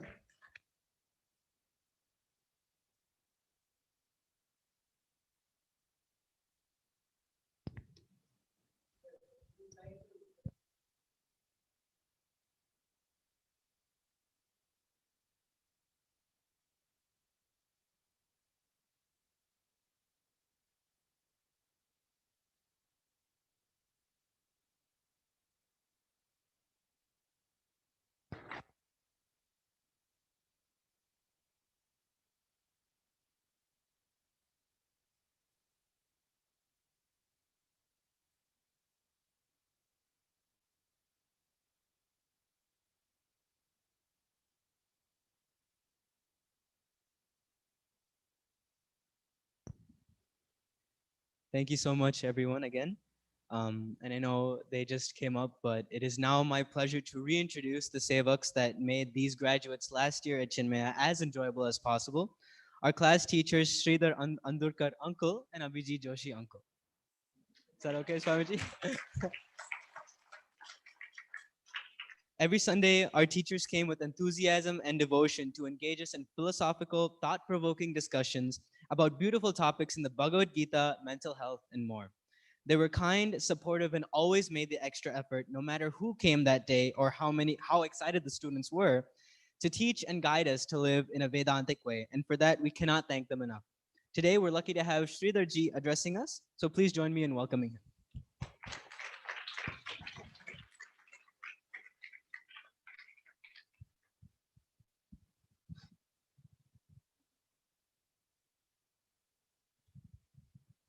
Hari Om. So as the only last apparent barrier between you and lunch, I am going to keep this short. I actually had a 15-page document ready, but I'm just going to go with this little thing here. My pranams to Swamiji, my pranams to Avatans ji, our chief guest, Swami Ishvarananda ji, if he's still online. My pranams to you, Swamiji. First and foremost, I want to congratulate our graduates. You know, I thought they did a fantastic job chanting the Taithriya Upanishad. And, you know, I'm very proud of you. You've had a very difficult last year. You know, to say that the last year was unusual is to put it very mildly. I mean, through the pandemic, you had to switch the way you learned even in your schools. You had to adapt so many things, so many changes happening all the time. And so I want to congratulate you on surviving this difficult year. You maintained good grades. You know, you had so many things going on, college applications, major decisions. But in the midst of all of this, you kept up with your mission Bala Vihar activities, and that is very creditable. All right. Now, today, obviously, I speak on behalf of not only Abhijit ji, who is the co-sevak of the Chinmaya group, but I might add on behalf of all the Bala Vihar sevaks and sevikas from whom you have learned, who have, you know, contributed to your lives. And so many of you mentioned specific names. So I'm sort of a representative of all of the Bala Vihar sevaks and sevikas. Now you're all headed to do big and great things in life. You've already seen your achievements in high school, and you've all achieved extraordinary things. There is no doubt in our minds that you will be going on to do great big things in life. Okay, so wonderful achievements are just waiting for you. There is no doubt about it. What we want to do is to hope and expect from you, because of the Chinmaya Mission training and background you've all had, is to be, as they say, a positive disruptive force in the world. Okay, grow up to become a positive disruptive force in the world. As Swamiji earlier said, you know, all you do is go around and make other people happy. That's what I mean by a positive disruptive force. In the midst of all the studies that I'm sure you're going to embark on pretty soon, we want to make sure you stay connected to divinity. Okay. Spiritual practice, as Swamiji has always explained to us, is not something very complex. It is a simple set of things that you do as a sadhana, but you do them consistently, regularly, without fail. And I think consistency is very important, and that's something that we should all keep in mind. So for us to be able to practice what we have learned from all of our Bala Vihar sevaks, you know, there's a very simple thing that we talked about in class some time ago, to do as a regular practice. And this is something that Puja Gurudev actually told us to do. So if we want to transform our mind, as Swamiji said, if we want to grow and get really educated, which, Swami Ishvarananda said, talking about knowledge with experience, it is really important to stay connected with divinity.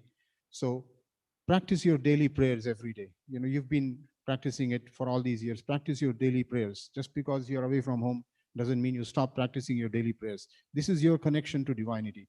But at the end of each day or each week, there are 4 things that Swami Chinmayananda, our Gurudev, has asked us to do. Number 1, introspection. If you want to grow and make yourself better, introspection is an important step. As we introspect what we are doing, how we are doing it, why we are doing it, we begin to see our motives behind our every action. And we begin to see which of our actions came with an inferior motive. That is called detection. After we introspect, we detect. Once we detect, we are going to start negating all of those factors that are not of help to us. We have to become good sculptors, right? What does a sculptor do? The sculptor merely takes away from the rock what is not necessary so that the beautiful edifice comes out. That's exactly what we are going to do with our minds, okay? And that will happen if we introspect regularly, we detect, and then we negate those things that are getting in our way. We just take them away. After we have negated, we are going to create some space. What do we fill that space with? That process by Swamiji is called substitution. We substitute everything that all the negative things we negated, we substitute it with the opposite of what we just negated. And the 5th step is equally important. That 5th step, we have added it, we call it repeat, okay? We keep doing this, it's an iterative process. And soon we will see that our personalities will shine better than ever before. And that's something that we must do to connect with divinity. Divinity is not far from us. We've talked about this in class all the time. It's within us. We said, when we eat our food and sleep at night, what has digested our food? That's divinity. It's within us, okay? What makes our blood circulate without even knowing that the heart is pumping? That's divinity in action, okay? Divinity grows our nails. It even grows our hair, although I am beginning to challenge that notion personally, okay? So practice divinity, and that is going to be an integral part of your life, okay? Now, after this program concludes, we are going to chant the pledge. Chant the pledge with a lot of conviction today. Pay close attention to what it means. These are the words of Tapovan Maharaj himself, translated by our Gurudev, okay? If you know our pledge, which I know you know by heart, back and forth, okay? Make sure you see what those words mean. That is Gurudev's way of telling us how to live our life, okay? Every single sentence, every single phrase of our pledge is basically telling us how to live our life. So what do we need to guide our actions? It's all right there. It's within us. You know all those things. All we have to do now is implement them and be consistent with that, okay? The last thing I would say is that everybody here is rooting for your success and happiness. We love you and we want you to be successful and happy. And so we are all rooting for you. One little note for the parents. Had it not been the support of the parents, the encouragement of the parents, these graduates would not be here. So I want to acknowledge that. Many of you have been coming here. I know you all, so many of you personally, for a number of years. Volunteering is something that is important in the mission. And I know some of you are already volunteering, but I would encourage some of the others as your graduate transitions into college, okay, to consider volunteering for activities within the mission, Bala Vihar Sevak Sevikas, or study group Sevaks, or many other things that you may have a personal strength in that you could bring to the mission as a volunteer seva. Believe me, that's the most fulfilling thing that I personally feel that I have done, and I continue to enjoy that. So I invite the parents to consider this. And I think I would be doing a disservice if I don't acknowledge our wonderful MCs for the day. So please join me in giving a big hand to our MCs, Shruti Panse and Pranav Vishwanath, okay? They have been outstanding and they have done an amazing job today. So I want you to really thank you very much for everything you've done. So again, congratulations, graduate. We love you. We are always behind you. We are rooting for your success and happiness. May Lord Badri Narayana, Pujya Gurudev, always send their blessings and grace towards you to guide you in your actions and to wish you much success in the future. Stay connected with the vision, and there is a way you can do that even after you transition from here, and that's what's coming next. But congratulations. We love you on behalf of Abhijit ji, myself, and all of your sevaks and sevikas. We congratulate you. All the best.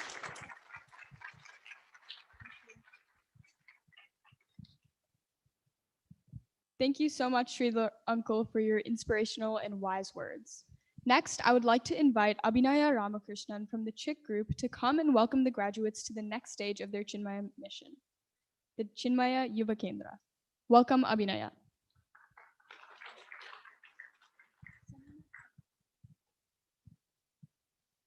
So now I'm the real barrier between you and lunch. So I'll keep it short. Hari Om.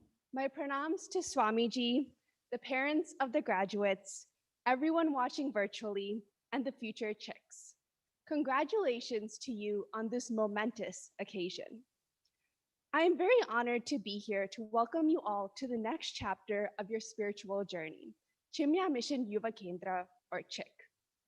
Not long ago, I remember being in your place, over enthusiastic about college and ready to start a new chapter. Chinmaya Mission faded into the background as making new friends, classes, and living by myself came to the forefront. But after I became acquainted to college, I felt like there was always something missing. I couldn't figure that out until I started volunteering for the Bala Vihar camp last summer, teaching kindergarten students about the Mahabharata. Joining the Chick community for that summer and doing seva made me finally feel grounded and balanced, especially in the midst of the pandemic.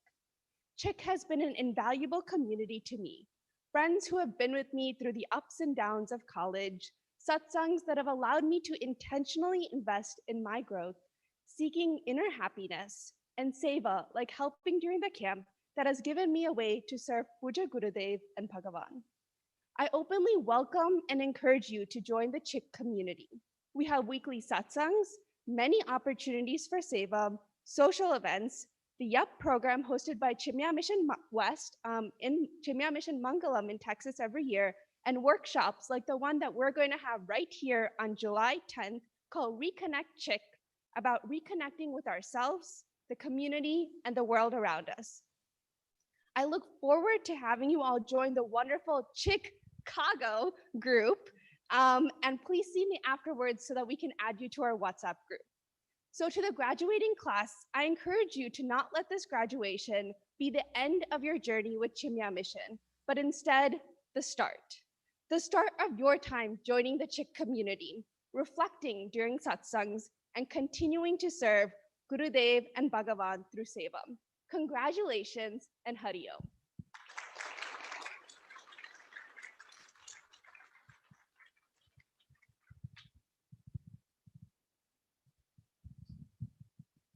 Again, thank you so much, Abhinaya, and we absolutely encourage all graduates to consider taking this next step to the Yuva Kendra and continuing their education along the Chinmaya path. Thank you to all our Bala Vihar Sevikas and Sevaks here at Chinmaya Mission Bradley. We appreciate all your sacrifice and service for so many years to make us where we are today. Chinmaya Mission and our Bala Vihar program could not run without your dedication and your diligence. Can we get a round of applause for our Seviks and Sevikas?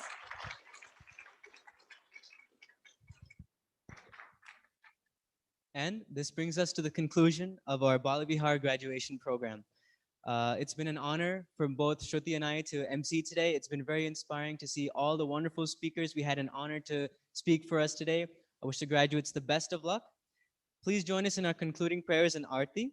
Thank you everyone for coming, and congratulations, graduates. Thank you.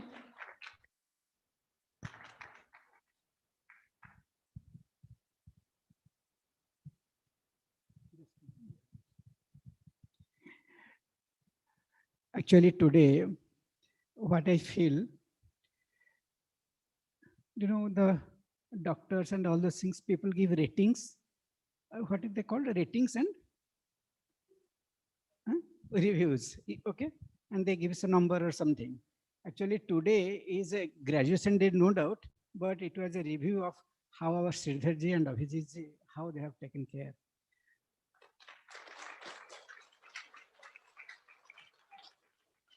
See, all these years we are hearing what the students tell here, okay? But I felt this year instead of us, they should sit there and talk. It was so thoughtful. It was so much analyzed. They have analyzed their own life, and they are telling it was real. I mean, the best speeches in comparison to, I'm not comparing, but the best speeches were there by each one of them. It was coming from their heart. And that goes entirely to these teachers. They have connected, and I pray for lots of blessings on them and their families. Hari Om.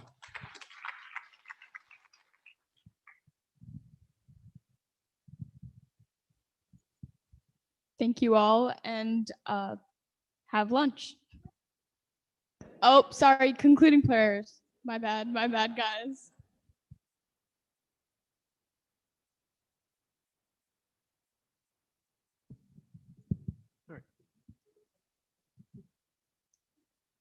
Sarve bhavantu sukhinah, sarve santu niramayah, sarve bhadrani pashyantu, ma kaschid dukkha bhag bhavet, asato ma sadgamaya, tamaso ma jyotirgamaya, mrityorma amritam gamaya.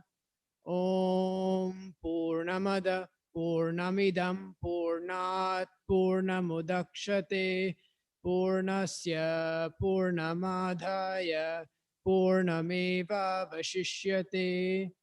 Om Shanti Shanti Shantihi. Hari Om Shri Gurubhyo Namaha. Hari Om.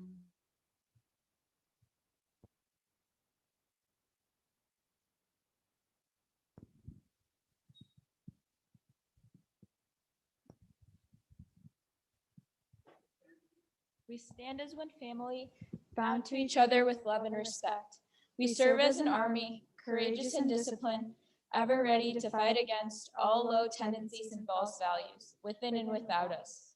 We live honestly the noble life of sacrifice and service, producing more than what we consume and giving more than what we take. We seek the Lord's grace to keep us on the path of virtue, courage, and wisdom. May thy grace and blessings flow through us to the world around us.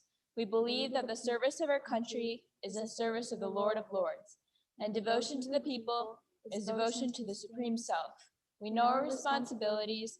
Give us the ability and courage to fulfill them. Om Tat Sat. आरती श्री चिन्मय सद्गुरु की दिव्य रूप मूर्ति करुणा की आरती सद्गुरु की चरणों में उनके शांति समाये शरणागत की भ्रांति मिटाए पाप ताप संताप हरण की आरती श्री चिन्मय सद्गुरु की आरती सद्गुरु की वेद उपनिषद गीता को गाया धर्म सनातन फिर से जगाया शुद्ध नीति प्रीति शंकर की आरती श्री चिन्मय सद्गुरु की आरती सद्गुरु की सिद्ध बाड़ी की तपोभूमि में नित्य विराजे गुरु हमारे आप हृदयानंद स्रोत की आरती श्री चिन्मय सद्गुरु की आरती सद्गुरु की आरती सद्गुरु की ओम न सूर्यो भान्ति न चंद्रकारक